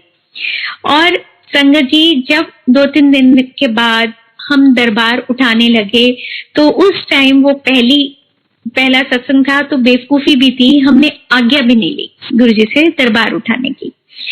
और क्या हुआ कि एक दिया तो थोड़ा सा मुश्किल से निकल गया, एक दूसरा दिया वो और ज्यादा मुश्किल से निकला, लेकिन जो तीसरा दिया था वो बिल्कुल भी ना निकले। अब वो मेरे जो टेबल था उस पे आइवरी वर्क हुआ था और उसके ऊपर में क्योंकि उसका आइवरी वर्क ना दिखे, इसलिए मैंने उसके ऊपर में पहले 2-3 कपड़ों की मतलब कपड़ों की लेयर्स थी और उसके ऊपर में मेरा टेबल क्लॉथ था। अब संगत जी, ये कॉमन सेंस है कि अगर कोई भी चीज चिपक गई है तो अगर आप वो कपड़ा खींचेंगे तो वो निकल जानी चाहिए, लेकिन वो ना कपड़ा खींचने पे वो दिया निकले, ना ही उसके बाद में हम बुद्धू, हम नालायक, हम अनजान, हमने उसके ऊपर में वो हथौड़ी, खुरपी, चाकू वो सब लगाए। लेकिन कमाल देखिए गुरुजी का कि ना तो वो दिया टूटे ना ही वो निकले। उसके बाद अंकल को स्ट्राइक किया कि ओहो, ये तो हमारी बहुत बड़ी गलती है, ये तो गुरुजी की शक्ति है जो स्थापित है। तो फिर उस वक्त उन्होंने गुरुजी से अपनी गलती की माफी मांगी, बहुत ज्यादा अपोलोजाइज किया। उसके बाद जैसे एक हम खाली कप उठाते हैं टेबल से, वो दिया बिल्कुल वैसे ही निकल गया। आज भी हमारे उस टेबल पर, जैसे एम्पायर स्टेट में वो चेस्टर पर गुरुजी के बैठने के निशान है, वैसे ही निशान हमारे उन 2 दियों के हैं, एक का हल्का और एक का काफी गहरा। वो निशान आज भी गुरुजी के मौजूद है, क्योंकि वो गुरुजी की शक्ति थी जो वहां पर वो स्थापित हुई थी, विराजमान हुई थी। उस वक्त जब हम पहला सत्संग करवाने वाले थे, तो जब मैंने अंकल को आके बोला कि मेरे को डेट मिली है 11 दिसंबर, तो तब अंकल ने मुझे यही बोला था कि नहीं सत्संग तो तुम तब करवाते ना कि जब ऋषभ का पायलट वाला कोर्स, उसका कोर्स कंप्लीट हो जाता, या अंकल का एक ऑफिस था दरियागंज में, वो बिक जाता, उसका कोई भी पेपर नहीं था, कोई भी पेपर अंकल के पास नहीं था। तो मैंने तब मेरे मुंह से गुरुजी ने जो निकलवाया वो यही था कि मैंने कहा शर्तों पे मत बुलाओ गुरुजी को, गुरुजी आ रहे हैं, उनको प्लीज दिल से वेलकम करो, ये सब छोड़ो। संगत जी, 11 दिसंबर को हमारा पहला सत्संग हुआ और 22 दिसंबर को वो ऑफिस हमारा बिक गया, जिसका एक भी पेपर हमारे पास नहीं था, और उसका भी वो शायद प्रॉपर्टी डीलर कब्जा कर देता, जिसकी पूरी उम्मीद थी, क्योंकि उसको मालूम पड़ गया था कि हमारे पास कोई इसका पेपर नहीं है। लेकिन अंकल ने अरदास लगाई थी गुरुजी को कि गुरुजी, ना मैं लड़ाई कर सकता, ना मैं झगड़ा कर सकता, और आपको तो पता है ऑफिस जरूर मेरा है, लेकिन मेरे पास कोई पेपर नहीं है इस वक्त इसका। तो वो गुरुजी ने उस प्रॉपर्टी डीलर से भी बचवाया और इनका बिकवाया भी। ये कौन कर सकता है? सिर्फ और सिर्फ हमारे गुरुजी कर सकते हैं। और संगत जी, हमारा जब अंकित का जाने का वक्त आया, जब उसका यूएस में एडमिशन हो गया मास्टर्स करने के लिए, एमबीए के लिए, तो शुक्राने का सत्संग तो करना ही था। 31 जुलाई 2012 ये वक्त आया कि डिसाइड, मतलब गुरुजी का हुक्म कि वो जब सत्संग होना था और गुरुजी ने ऋषभ के द्वारा ये मैसेज भेजा कि मानू कहीं लंगर ज्यादा बनाएगी, ऐनी संगत आएगी कि ऐस तो संभलेगी नहीं। ऋषभ ने मुझे बोला, अच्छा, हम जितना एक्सपेक्टेड था उससे ज्यादा बनाया, लेकिन उस दिन संगत उससे भी बहुत ज्यादा। और दिल्ली वालों को या जो भी नॉर्थ इंडिया में है उनको ये शायद याद हो कि 31 जुलाई 2012 उस दिन नॉर्दर्न ग्रिड फेल हो गई थी, मेट्रोज भी बंद हो गई थी, कोई भी मेट्रो भी नहीं चली थी। इवन कुछ देर के लिए तो president house, prime minister house, सब जगह लाइट चली गई थी। लेकिन अब मेरी अरदास गुरुजी के आगे कि गुरुजी सत्संग तो तुहाडा है, पूरी शान नाल होना चाहिए। शाम 7 बजे का सत्संग था संगत जी, और 6:45 बजे लाइट आ गई, सारे एसी भी चले, पंखे भी चले, जो हम लोग सुबह से बिल्कुल एक पंखे के बगैर हम लोग बैठे हुए थे। और उस वक्त, उस दिन जैसे बड़े फंक्शंस में होता है, उस दिन ऐसा ही था हाल कि माथा टेकने वालों की लाइन खत्म ही नहीं हो रही थी। और गुरुजी ने वही है कि भेजने वाले भी वो, करने वाले भी वो, हम जितना भी वो कर लें। बढ़ाया उस दिन लंगर, गुरुजी ने उसको पूरा डिवाइन अमृत वो कर दिया, वो बढ़ता गया, जबकि मेरा मन दुख दुख हो रहा था कि सबको पहले मैंडेटरी मिल जाए, रिफिल मत करो, एक्स्ट्रा मत दो। लेकिन हमारी इतनी प्यारे सेवादार, इतनी प्यारी संगत, वो बोलते हैं जब गुरु जी बैठे हैं तो आंटी सबको भरपूर मिलेगा और कोई कमी नहीं आएगी। संगत जी वो जितने का बनाया था उससे मतलब 30-40% लोग ज्यादा आए थे, और उसमें भी वो पूरा हुआ, और उसके बाद भी वो लंगर बचा। जबकि कई लोग जिनके घर में बुजुर्ग होते हैं, जिनके घर में कोई बीमार होता है, वो प्रसाद भी ले जाते हैं, वो लोग भी लेकर गए। लेकिन ऐसी बरकत, ऐसी अमृत उसको किया गुरुजी ने कि वो खत्म ही नहीं हुआ। इतनी ऐसी कृपा। एक सत्संग गुरुजी का मतलब जब दोनों बच्चे मेरे बाहर, तो उसके बाद में अगर अब बड़ा वो इंडिया आ भी गया तो भी वो दिल्ली में नहीं, दूर, तो अब यही हो जाता है। और कोइंसिडेंटली मेरे बच्चों का जो जन्मदिन है वो एक ही दिन है, दोनों ही 19 जून के हैं। तो अब यही होता है कि माँ अपने बच्चों की खुशियां तो गुरुजी के साथ ही मनाएगी। तो हमेशा उनके बर्थडे पर जरूर सत्संग गुरुजी की कृपा से हो जाता है, उन्हीं का हुक्म रहता है शायद।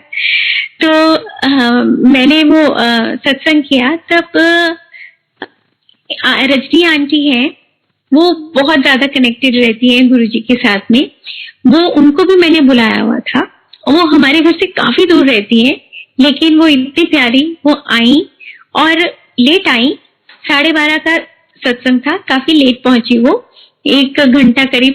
और जब सत्संग खत्म हुआ तो उन्होंने मुझे, खत्म होते ही उन्होंने मुझे इशारे से बुलाया कि आंटी इधर आओ, मैं आई। तो उन्होंने मेरे से वो पूछा कि तुहाडे बच्चियां दा जन्मदिन है? मैंने कहा हाँ जी। कहते दोनों बच्चियां दा? मैंने कहा हाँ जी। कहते ताई मैं हैरान हो रही थी कि गुरुजी ने ऐ क्यों कहा कि बच्चियां दे जन्मदिन दी लख लख बधाइयां। तो गुरुजी कैसे एक्नॉलेज करते हैं, कैसे ब्लेसिंग देते हैं, कैसे मेहर करते हैं, कृपा करते हैं, बख्शिशें करते हैं, रहमतें करते हैं, हम बता ही नहीं सकते। कि माँ की झोली तो वो खुशियों से भर दी गुरुजी ने कि हम क्या आए हैं गुरुजी। माँ तो, मैं तो सिर्फ बायोलॉजिकल मदर हूँ, माँ बाप सखा सब कुछ तो आप ही हो, आप ही तो उनको सब कुछ उनका करने वाले हो। हम कहाँ, हम तो कुछ भी नहीं। लेकिन हाँ, बीइंग अ बायोलॉजिकल मदर बहुत बहुत बहुत खुशी हुई कि मेरे सच्चे बादशाह ने गुरुजी के बच्चों को इतनी ब्लेसिंग दी है, बधाइयां दी है। और संगत जी और क्या क्या मैं बताऊं आपको, इतनी इमेंस कृपा गुरुजी की बरस रही है। 2014 जो है, ये अंकल के लिए काफी क्रिटिकल आया। मार्च 2014 में अंकल की 17 मार्च थोड़ी तबीयत खराब होने शुरू हुई और अंकल उनमें से हैं जो अपनी प्रॉब्लम्स जल्दी नहीं बताते और डॉक्टर के पास ही is the last one to go, कि गुरुजी के होते हुए वैसे भी इतना भरोसा रहता है कि गुरुजी हैं तो कुछ भी नहीं, लेकिन वो प्रॉब्लम जब आई तो वो 2 दिन के अंदर ही वो इतनी एग्रीवेट हो गई। जब हम डॉक्टर को दिखाने जा रहे थे तो अंकल ने बोला अगर वो बोले कि एडमिट करना है तो मुझे हॉस्पिटल एडमिट करा देना। जब ये बात बोली तो मेरे पैरों तले जमीन खिसक गई कि इसका मतलब अंकल की तबीयत बहुत ज्यादा खराब हो गई है अंदर से, जो वो बता नहीं रहे हैं।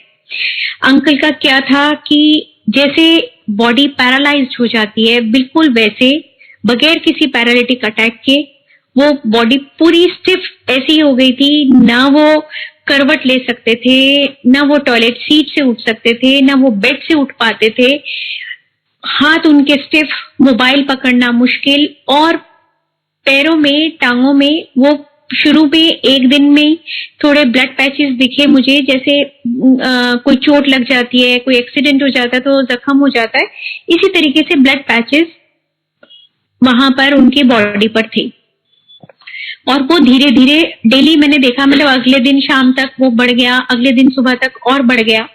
तो वही हुआ, हार के अंकल को एडमिट कराया।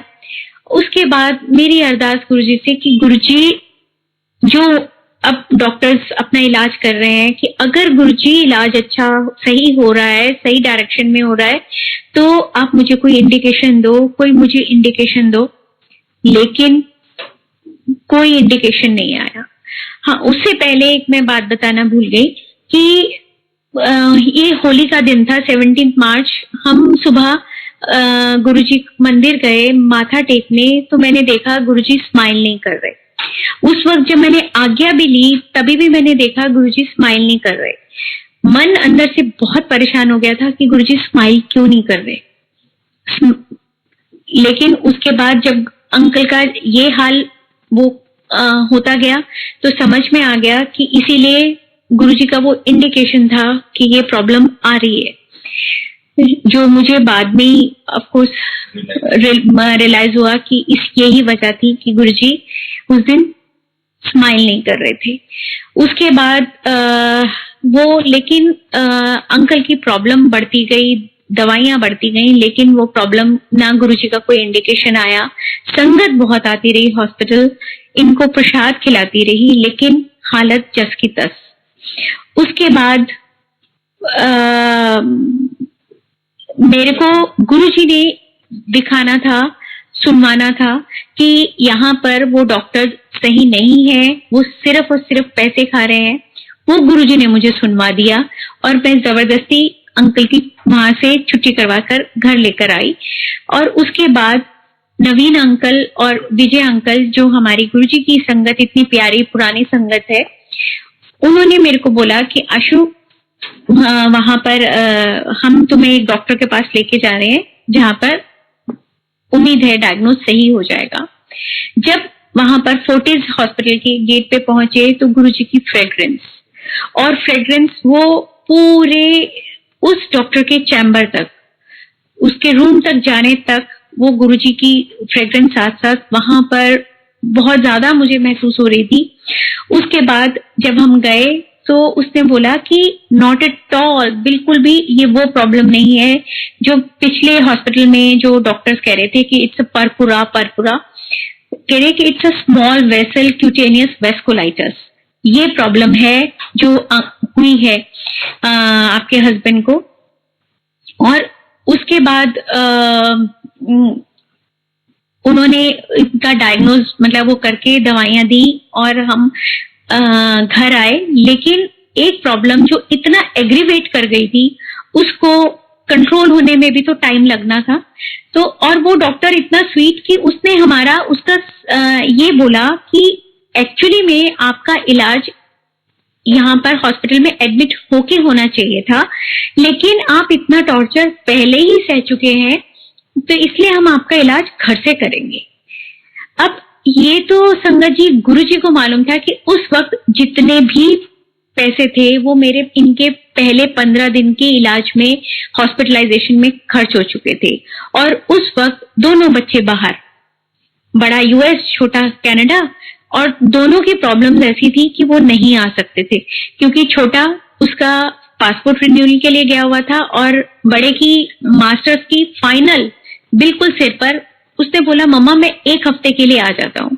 तो मैंने बहुत ही बड़ा दिल करके बोला, बड़ी मजबूती से होके वो बोला तू क्या करेगा, तू क्या गुरुजी है, तू डॉक्टर है, तूने क्या करना है, बस तू मुझे बेस्ट रिजल्ट लाके दिखा दे, यही तेरा सबसे बड़ा काम है, तू बस यही मेरे को वो करके दे दे और मुझे कुछ नहीं चाहिए, जो करना है गुरुजी ने करना है और बाकी जिन डॉक्टर्स पे मेहर होगी उन्हीं वही डॉक्टर्स पूरा इलाज भी कर देंगे।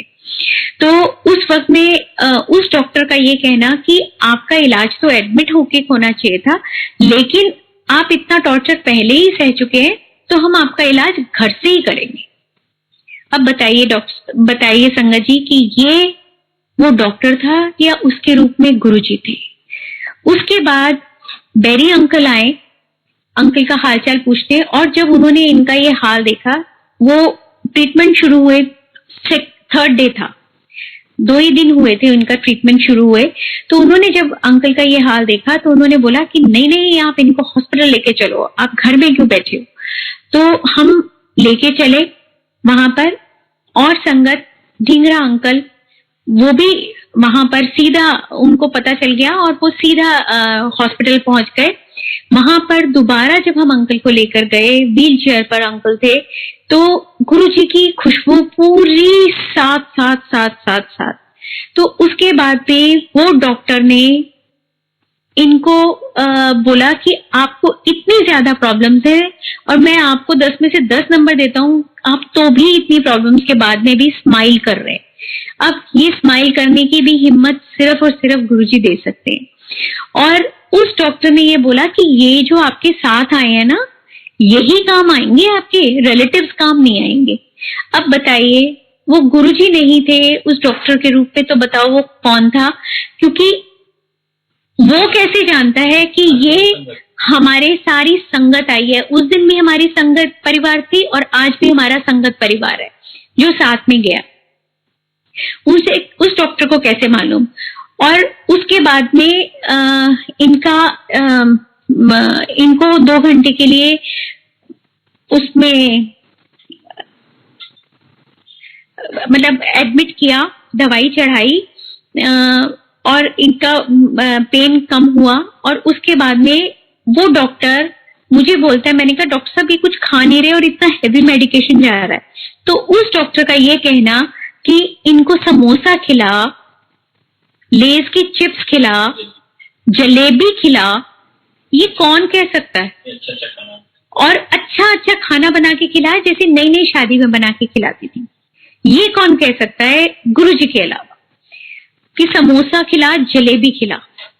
और जो जहां ये एक रोटी की बाइट नहीं खा पा रहे थे, तो मैंने कहा डॉक्टर साहब स्टेरॉइड्स जा रहे हैं, तो स्टेरॉइड्स में आप ही ने कहा था ना नो सॉल्ट नो शुगर।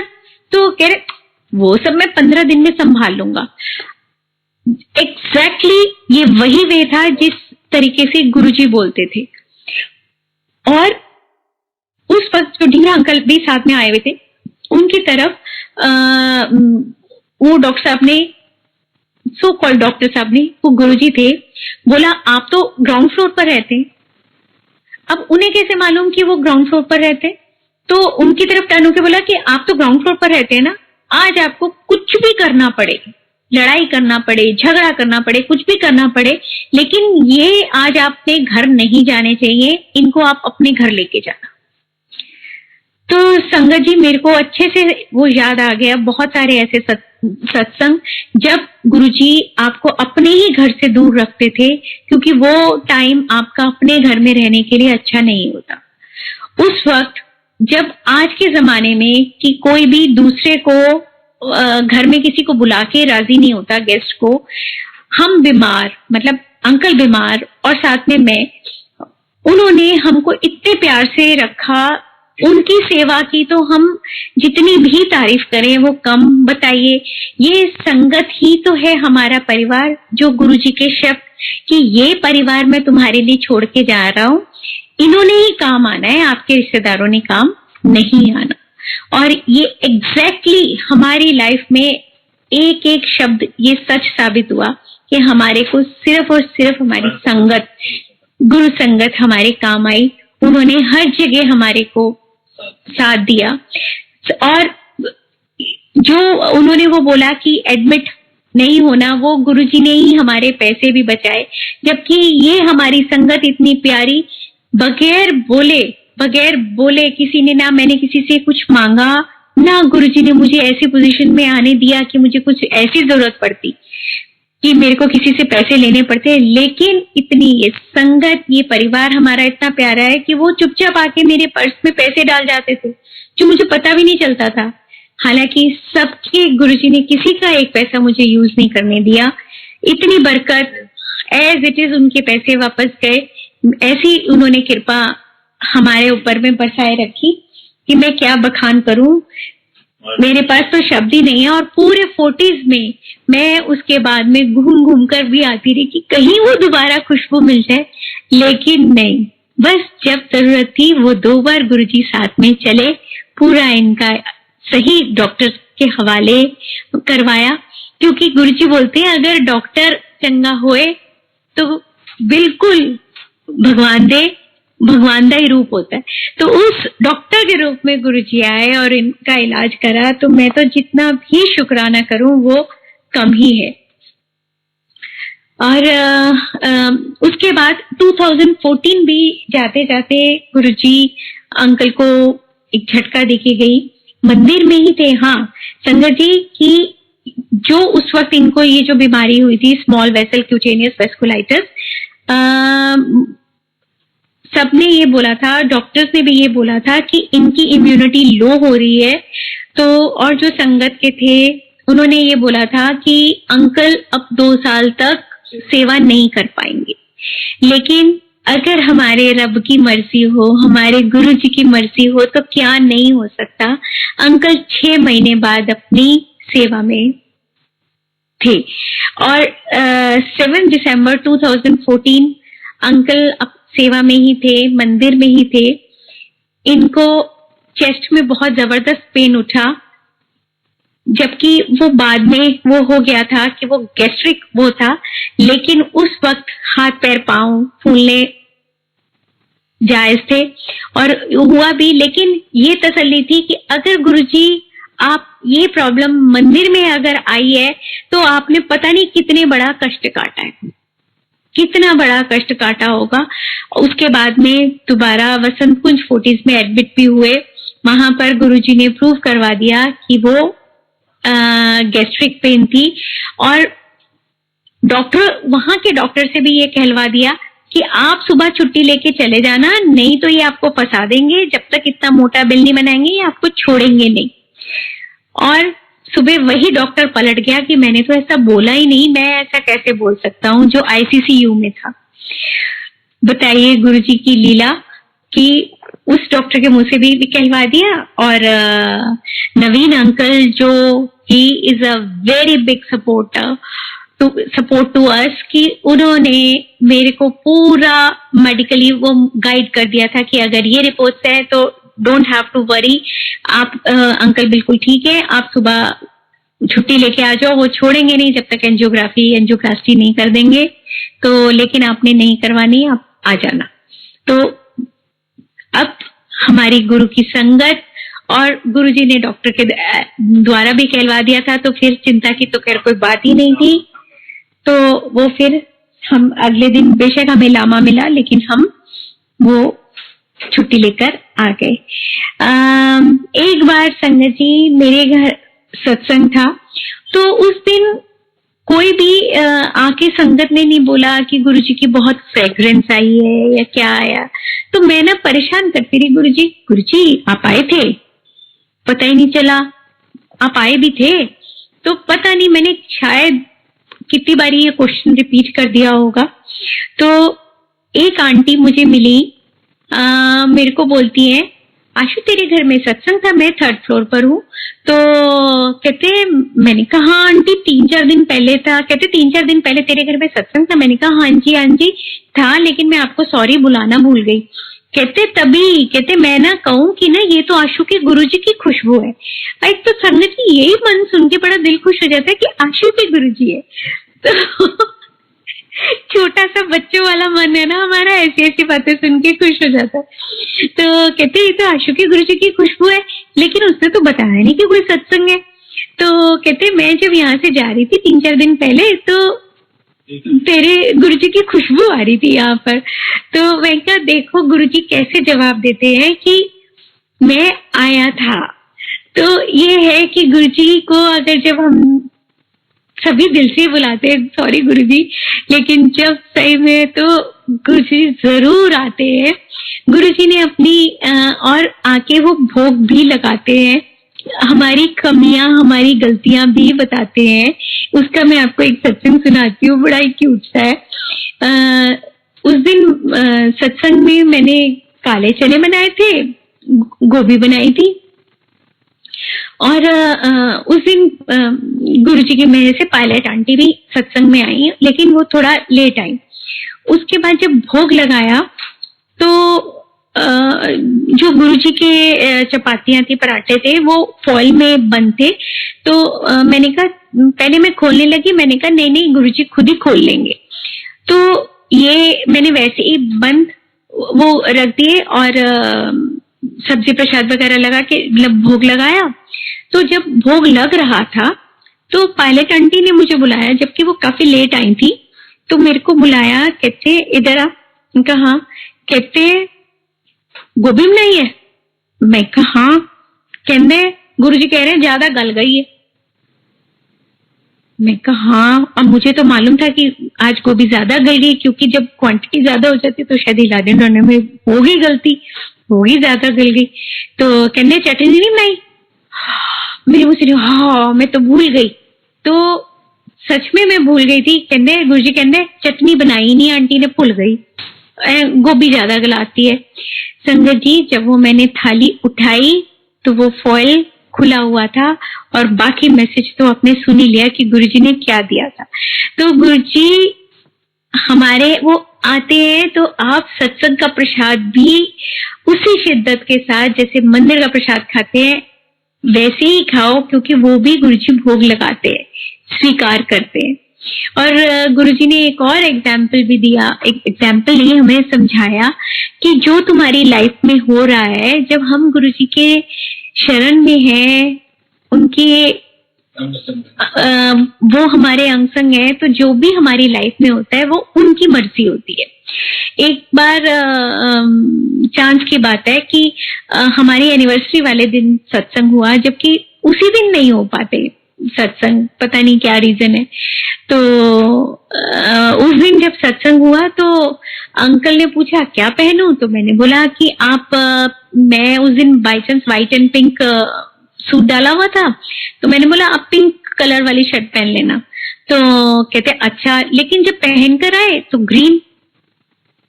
अब संगत को किसी तरीके से डाउट हो गया कि आज कुछ है, आज कुछ है, और पूछ पाछ के वो कंफर्म हो गए और पूछते रहे ये है ये है ये है। अब जब बोला कि एनिवर्सरी है तो अब दरबार में बैठे मैं झूठ नहीं बोल पाई, मैंने कहा हाँ। तो उसके बाद में वो संगत ने ही वो गुरुजी के चरणों से मालाएं उठा के हमको बोला कि चलो चलो एक दूसरे को पहनाओ। तो जब हमने वो एक दूसरे को पहनाई तो वो फोटो जब क्लिक हुई वो 2:51 पर हुई, 2:51 पर दोपहर के। और उसके बाद ये बात हो गई, सत्संग खत्म हो गया, और अंकल का नेफ्यू वो भी सत्संग में आया हुआ था, मतलब दीदी जिया जी और उनका बेटा। तो उसके बाद में चूंकि सुबह से वो लोग सेवा में थे, बाद में सत्संग, फिर सत्संग होते रहे, तो वो शाम को उन्होंने 5 बजे अपना फोन ऑन किया उनके बेटे ने, तो देखा कि जो फोटो 2:51 पर खींची गई है वही सेम फोटो उनके स्कूल फ्रेंड ने, जो वो बॉम्बे, वो कैलकाटा का है, और उसका स्कूल फ्रेंड जो बॉम्बे सेटल हुआ उसने उसको भेजी हुई है। तो वो सुबह 10:10 पर, तो वो हैरान कि ये मामा मामी की फोटो इसने कैसे भेजी, मेरे फ्रेंड ने स्कूल के। तो उसने पूछा कि ये भाई तूने किसकी फोटो भेजी? तो कहता है मैंने नहीं भेजी। उसने बोला देखो तुमने भेजी है। तो कहते हैं लेकिन मैं नहीं जानता और ना मैंने भेजी है। तो जो सुबह 10:10 पर, मतलब वो गुरुजी ने ही भेजी किसी भी तरीके से। तो वो जो 10:10 पर उसके मोबाइल में वो जो फोटो आई हुई है वो 251 पर क्लिक हो रही है। तो ये गुरुजी ने हमें संदेशा दिया कि देखो जो कुछ भी तुम्हारी लाइफ में होता है, जो तुमने पहनना है, ओढ़ना है, कुछ भी करना है, खाना पीना, वो सब मेरा कंट्रोल है। और कोई भी जो अरदास है गुरुजी से वो बार बार ना करो। एक बार आपने कोई भी अरदास कर दी, उसके बाद दोबारा रिपीट करने की जरूरत नहीं है, क्योंकि ऐसी ही मैंने बेवकूफी करी थी। क्योंकि जब हम गुरुजी के पास, मतलब फिजिकल फॉर्म में जब गुरुजी थे अपने, तो एक बारी गुरुजी सारी संगत से जो लाइन में लगी हुई थी आज्ञा लेने के लिए, सब बात कर रहे थे और गुरुजी जवाब दे रहे थे। तो मैंने कहा अच्छा आज तो गुरुजी बहुत अच्छे मूड में, मैं भी अपना पूछती हूँ। तो मैंने आपको जैसे बताया कि हम प्रॉब्लम्स में काफी थे, तो मैं जैसे ही गुरुजी के पास पहुंची, अभी मेरे लिप्स जो है वो गू बोलने, मतलब गू तक ही मेरे लिप ऐसे टर्न हुए थे। तो गुरुजी ने एकदम से मुझे बोला पुछीदा नहीं है, ओगल होर पीछे चली जाती है। तो एक बार गुरुजी को आपने अरदास कर दी, दैट्स इनफ। गुरुजी ना तो भूलते हैं और ना ही हमें रिपीट करने की जरूरत है। बस वैसे तो हमको कुछ भी कहने की जरूरत नहीं है, गुरुजी सब जानी जान है। लेकिन कई बारी हम फिर भी नोटी हरकतें कर जाते हैं। मैं आपको सुनाती हूँ एक अपना ऐसे ही नोटी सा सत्संग। ये काफी पुरानी बात है, सन मुझे याद नहीं, लेकिन 14 Feb वैलेंटाइंस डे था, संडे का दिन था और गुरुजी की कृपा से सेवा रहती है उस दिन। तो ये तब की बात है संगत जी कि जब जो दरबार है ये खुला रहता था, सुबह के वक्त में भी बंद नहीं होता था। तो हम आते थे सेवा में जाने से पहले मंदिर आने पर हम सीधा दरबार में ही माथा टेकते थे। तो उस दिन मैंने जो गुरुजी को अरदास की, मैंने कहा Guruji you are my valentine, बहुत प्यार करती हूँ मैं आपसे, लेकिन मैंने कहा Guruji today I am becoming little bit naughty. मैंने कहा I love you very much but you have to give me proof that you also love me. These were the words. Sorry Guruji, मैं इंग्लिश में बोल रही हूँ क्योंकि मैंने उस दिन गुरुजी को ऐसी इंग्लिश में ही बोला था। तो मैंने कहा टुडे आई वांट प्रूफ गुरुजी कि यू आल्सो लव मी। ये कह के हम अपने सेवा में चले गए और उसके बाद में वो करी थी अरदास तो भूल भी गए। रात को तब क्या होता था संगत जी, अगर कोई सब्जी बच जाती थी, मतलब कच्ची सब्जी, तो वो जो भी सेवादार होते थे उनमें बच जाती थी। तो उस दिन सिंगला आंटी तब हमारी हुआ करती थी, तो सिंगला आंटी ने मुझे एक कच्ची गोभी दी, ये लो आंटी। जब वो कच्ची गोभी हाथ में आई तो मतलब कोई भी चीज प्रसाद तो प्रसाद ही है ना, दिल खुश हुआ। फिर वो अच्छा गुरुजी वैलेंटाइंस डे का फूल न सही, गोभी का फूल सही, चलो कुछ तो मिला आपसे, थैंक यू गुरुजी। और उसके बाद थोड़ी देर बाद में सिंगला आंटी ने मुझे चटाई प्रसाद दिया। अरे वाह गुरुजी, जिसपे आपका ये अमृत डिवाइन लंगर सर्व होता है, ये प्रसाद, बहुत थैंक यू। मैं बहुत खुश हो गई कि चलो, मैं जो फिर याद आया मैं तो गुरुजी को ये बोलकर आई थी ना, तो ऐसे हुआ। उसके बाद में तब इतनी स्ट्रिक्टनेस नहीं होती थी। तो जब हम गणेश जी के पास पहुंचने वाले थे ना, तो तूर आंटी ने मुझे आवाज लगाई कि आशु रुक जा, केक कट रहे हैं, खा के जाइए। तो किसी का बर्थडे था, उन्होंने केक काटा। मैंने कहा वाह गुरुजी, 12 बजने में 10 मिनट थे तब, मतलब 15 मिनट थे तब। तो मैंने कहा वाह गुरुजी, वैलेंटाइंस डे का आपने केक भी खिला दिया। उसके बाद संगत जी गेट से बाहर निकले, मैं वहां पर खड़ी वेट कर रही थी। अंकल पार्किंग से गाड़ी निकालने गए और तभी मेरे को एक अंकल गाड़ी में बैठे बैठे ही ना इशारा किया, आंटी इधर आओ। तो मेरे को थोड़ा सा अजीब सा लगा कि अंकल ऐसे बुला रहे हैं गाड़ी में बैठे बैठे मुझे। तो मैं गई, खैर कि जो भी है हमारी संगत के अंकल है। तो गई मैं, तो कहते हैं ये लो आंटी। उन्होंने फोल्ड किया हुआ स्वरूप, मतलब स्वरूप तो मैंने बाद में देखा, ऐसे मुझे पकड़ाया। तो मैंने जब खोल के देखा तो ये सिर्फ गुरुजी को मालूम था कि इन दिनों में मुझे येलो चोले वाला स्वरूप गुरुजी का बहुत भारा है, बहुत ज्यादा भारा है। और उन दिनों में गुरुजी के ऐसे बड़े वाले स्वरूप नहीं मिलते थे, ना बटते थे, ना कुछ होता था इस तरीके से। जब वो मैंने खोल के देखा तो वो फुल साइज येलो चोले वाला स्वरूप, मैं बता नहीं सकती, मतलब आई लिटरली जम्प्ड, पता नहीं कितनी बारी thank you thank you thank you Guruji. ये टाइम था 12:10। तो मैंने बोला थैंक यू गुरुजी, कितना बड़ा आपने मुझे वैलेंटाइन गिफ्ट दिया है कि ये आपका स्वरूप। और जब मैं अगले दिन उसको फ्रेम कराने गई तो वो पता चला एक नहीं दो है। वो शायद उधर से ऋषभ की कनाडा से अरदास लगी हुई थी, क्योंकि वो जब सत्संग में जाता था तो वहां पर लोग छोटे स्वरूप थे, तब उन लोगों के पास में भी, तो वो छोटे स्वरूप लगाते थे। तो वो बोलता था कि मम्मी सत्संग में बड़ा स्वरूप होना चाहिए, अच्छा नहीं लगता छोटा स्वरूप। तो वो फिर मैंने ऋषभ को बोला, मैंने कहा अब तू जिस सत्संग में जाए ये स्वरूप लेके जा, अब ये तेरी सेवा है। तो वो उसने वो फ्रेम कराया और वो फिर इस तरीके से करने लगा। तो ये गुरु जी की कृपा है, हमारा तो इसमें कुछ भी नहीं। संजय जी, एक आपको अपनी मम्मी का बस सुनाती हूँ मैं। मेरी मम्मी नाउ शी इज 90+, और ये उसी वक्त की बात है, तब वो होंगी 88, 89 या 90, ऐसे अभी मुझे एग्जैक्ट ईयर याद नहीं है। लेकिन हो गए इस बात को 3 साल के करीब हो गए। क्या हुआ कि मैं उस टाइम, मेरा जो यूएस गया था बेटा, वो बेंगलोर आ गया था अंकल की बीमारी की वजह से।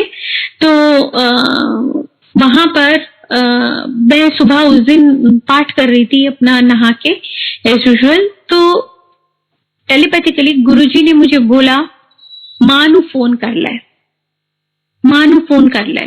तो मतलब संगत जी, इतना जल्दी जल्दी गुरुजी ने 2-3 बार बोल दिया कि मेरे लिए वो पाठ कंप्लीट करना डिफिकल्ट हो गया। मैंने वो पाठ बीच में रोक के मैंने बेटे को बोला कि बेटा नानी को फोन मिला के, क्या हुआ सुबह सुबह? मैंने कहा मुझे नहीं मालूम, गुरुजी कह रहे हैं मानू फोन कर ले।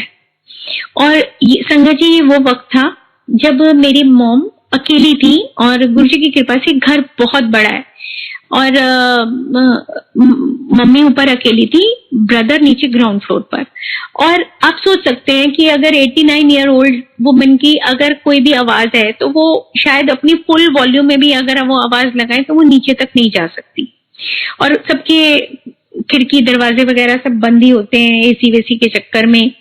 तो ऐसा ही हुआ, मम्मी ने अपने घर में वो एक चेस्टर के ऊपर में वो पुराना टीवी पड़ा हुआ था 29 इंचेस का, वो जो पुराने मॉडल टाइप का भारी भरकम, तो वो चेस्टर पर पड़ा हुआ था। मम्मी ने उस चेस्टर का नीचे वाला ड्रॉर खोला तो वो जो टीवी था वो गिर के मम्मी के ऊपर चेस्ट पर, मम्मी शी फेंटेड और सिर्फ मुंह से मम्मी की आवाज निकली गुरुजी।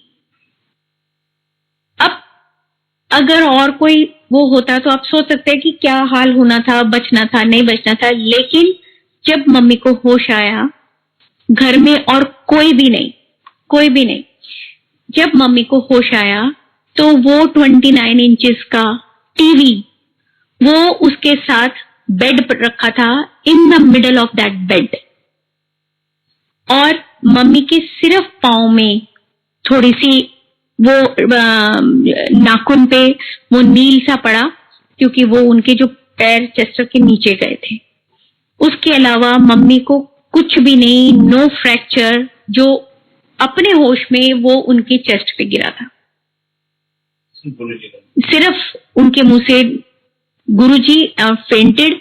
जब होश आया तो वो टीवी उनके ऊपर ना होके बेड के ऊपर। कौन कर सकता है ये? सिर्फ और सिर्फ गुरुजी। और उनको गुरुजी ने ही हिम्मत दी कि वो उन्होंने जब मेरा वो छोटा ब्रदर वो दुबई में उस टाइम पर 8-9 साल वो सेटल रहा है, तब तक मम्मी अकेले कैसे वो रहती रही, हिम्मत उनकी कि नहीं मेरे नाल गुरुजी है, मेरे नाल गुरुजी है, मैनू कोई डर नहीं, मैनू कुछ नहीं होएगा।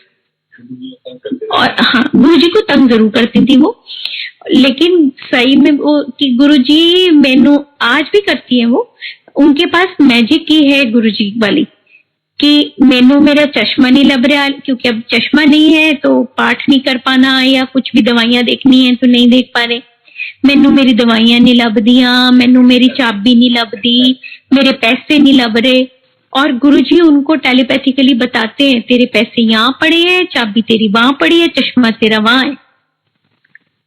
इतना उनका ऐसा कनेक्शन है, मतलब जो भी भोले भाव करती है वो, कुछ भी उनको ऐसा वो तो कोई वो नहीं, लेकिन सिर्फ और सिर्फ गुरुजी को जो वो प्यार करती है, जो दिल से याद करती है, ऐसा गुरुजी देखो।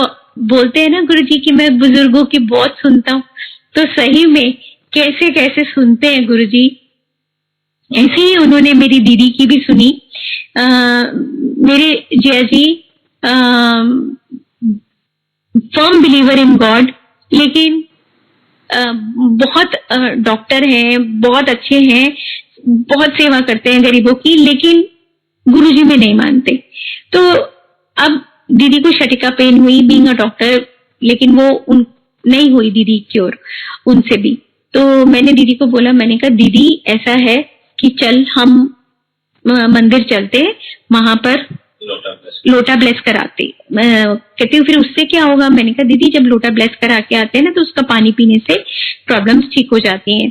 तो कहती है अच्छा, कह के उसने वो कर दिया। और उसने क्या किया कि एक क्योंकि लोटा की बात हुई थी तो वो मिट्टी का ही लोटा ले आई, मिट्टी की छोटी सी मटकी उसने गुरुजी के आगे रखी कि गुरुजी आपको तो पता है मैं तो आपके पास नहीं आ सकती, मेरी तो कुछ प्रॉब्लम्स आप सब जानते हो, आप तो मेरे पास आ सकते हो ना, तो आप आ जाओ और गुरुजी आप इसको यहीं ब्लेस कर दो। मेरी बहन कहती है इसका पानी पीने से ठीक हो जाते हैं, तो बस आप इसको यहीं ब्लेस कर दो। इतने प्यार से उसने अरदास की। गुरुजी देखो कैसे भोले भाव से जो करता है बुलाता है, कैसे उसका वही ब्लेस कर दिया। उसी का पानी पी के दीदी महीने में दीदी की वो पेन खत्म हो गई। वो उनकी जो पोती है वो भी दादी ऐसा कर रही है, वो भी वैसा ही करती है और वो भी उतनी कनेक्टेड है गुरुजी से। तो गुरुजी की कृपाओं का तो हम जितना भी बखान करें, जितना भी हम करें वो कम ही है। और हाँ संगत जी वो एक सुनाती हूँ कि एक 31 दिसंबर सबको मालूम है कि मंदिर में बड़ा फंक्शन होता है। उस दिन क्या हुआ था कि मैं थोड़े बड़े इयररिंग्स कुंदन का था वो मैं पहनकर आई और लेकिन वो एक मेरा कहाँ गिर गया मुझे पता नहीं। मैंने उसे बहुत ढूंढा दरबार में, म्यूजिक रूम में, जहां जहां भी पॉसिबिलिटी थी रास्ते में, लेकिन कहीं नहीं मिला, मुझे कहीं नहीं मिला। अच्छा चलो अब वो होता है, मैंने ऑफिस में बोल दिया कि अगर कहीं मिला आपको कोई देखे क्या तो रख लेना, वो मेरा है। वो सैटरडे था तब 31 दिसंबर को। और उसके बाद अगले दिन संडे था 1 जनवरी को और कृपा से गुरुजी की हमारी सेवा थी। जब मैं पहुंचे हम मंदिर, किचन के अंदर एंटर किया तो वहां प्लेटफॉर्म पर सामने वो मेरा इयररिंग, और उससे पहले जो हमारे पहुंचने से पहले संगत आ गई थी उसमें से किसी को नहीं दिखाई दिया। जब हम पहुंचे वो हमें ही दिखाई दिया। तो गुरुजी देखो उनकी कृपा देखो कि उन्हें पता है कि मेरे बच्चे ने यही आना है पहले। मेरा वहां पर कितना कितना ध्यान रखते हैं गुरुजी की वो इयररिंग के लिए परेशान हो रही है, वो वहां पर दिया, जबकि उस दिन हम किचन में एंटर ही नहीं कर रहे थे। देखो कहाँ कहाँ कितनी कितनी मेहरे रहमतें हैं गुरुजी का जितना भी बखान करें वो कम है। गुरुजी की प्रेजेंस मेरे बच्चों के शादियों में, उनके फंक्शंस में भी बहुत बहुत महसूस हुई है। ऋषभ की खैर शादी का एक सत्संग में सुना देती हूँ। उसका जब शुक्राने का शादी का सत्संग हम कर रहे थे तो मखनी दाल बनी थी और एज यूजुअल संगत उस टाइम काफी एक्सपेक्टेड थी। तो लेकिन क्या हुआ, जैसे ही भोग लगाने लगे वो जो कैसेरोल था, जो बड़ा वाला कैसेरोल था 10 केजी का, वो अंकल से टिल्ट हो गया। मतलब किसी का भी वो कोई वो नहीं होता, लेकिन अनजाने में जैसे ही वो कैसे हुआ वो टिल्ट, वो गुरुजी की मर्जी हुआ और पूरी दाल एक भी उसमें वो बची नहीं, पूरा खाली हो गया, पूरी दाल गिर गई। खैर वो क्योंकि हमने साथ वाला घर लिया हुआ था उस वक्त में, तो मुझे तो नहीं मालूम पड़ पाया। भोग लगाया, ऋषभ ने ही भोग लगाया और उसने गुरुजी को अरदास की, गुरुजी तुहानू तो पता है की हो गया। और 4 से 6 का सत्संग था। तो गुरुजी अब टाइम भी ऐसा है कि पता नहीं कहाँ से मुझे वो दाल प्रसाद मिलेगी, बस ऐसी जगह भेजना जहां आपके हिसाब से आपकी हाइजीनिक और आपके स्टैंडर्ड की दाल मिल जाए और स्वाद दाल मिल जाए। तो गुरुजी ने उसको आदेश दिया कि कोई लोड़ नहीं, ऐसे पूरा हो जाओ, क्योंकि सिर्फ एक 5 किलो वाला कैसरोल वाला वो दाल प्रसाद बचा था। अब जब वो बोला तो फिर उसके बाद में तो कोई क्वेश्चन रह ही नहीं जाता कि उठाने वाला। संगत जी वही एक वो कैसरोल से 5 किलो वाला, उसमें पूरी संगत को सर्व हुआ। रात को भी 25-30 संगत आई, वो भी पूरा सबको प्रसाद मिला। जो कड़ा प्रसाद मेरे हिसाब से खत्म हो गया था, उनकी प्लेटों में कहां से आया मैं नहीं जानती। मैं उनको बोला कि ना कड़ा प्रसाद खत्म हो गया आंटी, अब वो कहते नहीं हमारी प्लेटों में है, देखो हमारी प्लेट में है। वो संगत जी मुझे नहीं समझ में आया कि क्या गुरुजी ने कृपा करी है, उनको कौन सा डिवाइन प्रसाद खिलाया है, मैं नहीं जानती। और गुरुजी को कहीं भी याद करो, दिल से याद करो, उनकी प्रेजेंस गुरुजी अपनी दिखा देते हैं, महसूस करवा देते हैं, बता देते हैं। ऐसे ही एक बारी हम बंगला साहब गुरुद्वारे गए, वहां पर माथा टेका। तो होता तो यही है कि माथा जहां भी टेक रहे हो, अरदास तो गुरुजी के आगे चलती है। तो ऐसे ही मेरी वो हुई और मन में आया गुरुजी जितनी देर भी यहाँ बैठे हैं ना, तो अपने वाला शब्द लगवा देना, वो सुनवा देना। तो वो जो भी गा रहे थे रागी, उन्होंने वो बंद किया और शुरू किया गाना, जिसके सिर ऊपर तू स्वामी सो दुख कैसा पावे। और इतनी ज्यादा फ्रेग्रेंस गुरुजी की, संगत जी ने क्या बताऊं कि पूरा ऐसे कि जैसे हम नहा गए हो। लेकिन मेरे साथ में एक आंटी थी जिनका छोटा बेबी था, तो अब वो छोटा बेबी परेशान कर रहा है 7-8 महीने का। वो मुझे बार बार कह रहे हैं कि चलो। अब मैं बोलूं कि मैंने गुरुजी को याद किया, गुरुजी मुझसे मिलने यहाँ आए हैं, इतनी फ्रेग्रेंस आ रही है, मैं कैसे जाऊं गुरुजी को छोड़ के। तो अब मैं उनको इशारे से कह जा रही हूँ कि अभी बैठो। तो उनको मैंने 10-12 मिनट तो मैंने वो करवा दिया कि अभी रुको। फिर उसके बाद में गुरुजी की खुशबू इतनी ज्यादा, मैंने गुरुजी से माफी मांगी, गुरुजी आप यहाँ पर हो, आपकी प्रेजेंस मुझे महसूस हो रही है, इतनी फ्रेग्रेंस आ रही है, लेकिन अब ये आंटी रुक ही नहीं रही है, मैं क्या करूं, मुझे जाना पड़ रहा है, सॉरी गुरुजी। जहां पर गुरु नानक जी का, वहां पर जहां पर सुखासन होता है, जो उनका रूम बना हुआ है, वहां भी गुरुजी की इतनी खुशबू। और संगत जी उस वक्त बंगला साहब में वो जो कड़ा प्रसाद है, तो वहां पर वो दिया करते थे जो सेवादार होते हैं। अब तो एक अलग जगह बन गई हुई है बंगला साहब में जहां पर कड़ा प्रसाद मिलता है।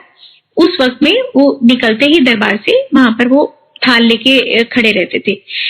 तो जैसे ही हम वहां पर पहुंचे, कड़ा प्रसाद लिया, तो वो अंकल मुझे बोलते हैं जय गुरु जी आंटी, द वे, जय गुरु जी आंटी। तो सुन के मैं हक्की बक्की रह गई कि बंगला साहब में जय गुरुजी आंटी ये शब्द और नहीं भूलेगा। मेरे को आज भी वो सरदार अंकल की शक्ल नहीं भूलती। और उसके बाद जब मैं ऐसे उनको देखती रहेगी ना कि इन्होंने बोला क्या, तो कहते क्यों यार। अब बताओ संगत जी, मैं नहीं जानती वो क्या हुआ, क्या बता ही नहीं सकती। रोमटे खड़े हुए थे, मेरा रोम रोम अभी भी बताते हुए मेरे गूज बम्स आ रहे हैं कि क्या क्या मैं बखान करूं। गुरुजी कैसे कैसे अपनी प्रेजेंस दिखाते हैं, कैसे कैसे निहाल करते हैं। और वैसे ही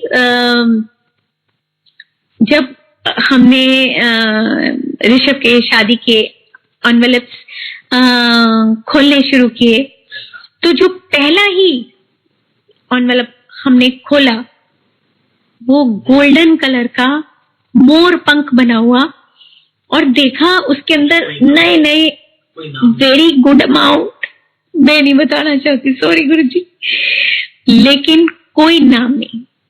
संगत जी, अगर कोई इतना बड़ा अमाउंट आपको देके जाएगा, वो अपना नाम 4 जगह लिखेगा, नहीं तो बड़े अच्छे से सील पैक करके देके जाता। कोई भी वो नाम तो जरूर लिखेगा, बगैर नाम के कोई इतना ज्यादा कोई सगने डाल के जाता। तो गुरुजी ने वो जो दिया, वो आशीर्वाद, वो ब्लेसिंग्स निहाल कर दिया। Thank you thank you thank you Guruji. मैं आपका शुक्राना जितना भी हम करें उतना ही कम है। और पता नहीं जाने अनजाने हम कितनी गलतियां, कितनी बेवकूफियां, कितनी नादानियां कर जाते हैं, और आप हमें फिर भी माफ करके बस गुरुजी हमेशा अपने चरणी लगाए रखना। अपनी कृपा, अपनी मेहरे, अपनी रहमतें सब संगत पर बरसाए रखना, और हम सब वो बन पाए गुरुजी जो आप हमें बनाना चाहते हैं, वैसी हम आपकी संगत बन पाए। ऐसी कृपा, ऐसी मेहर हम सब पर करना। हम वो पक्की वाली बेरियां बने आपकी, कच्ची बेरियां ना बने जो चढ़े तो चढ़ जाए। बस अपने चरणों से जोड़े रखना Guruji. Love you Guruji, thank you Guruji. और आप सबको थैंक यू प्यारी प्यारी संगत जी, जो आप सब ये सब सुन रहे हैं। जय गुरुजी।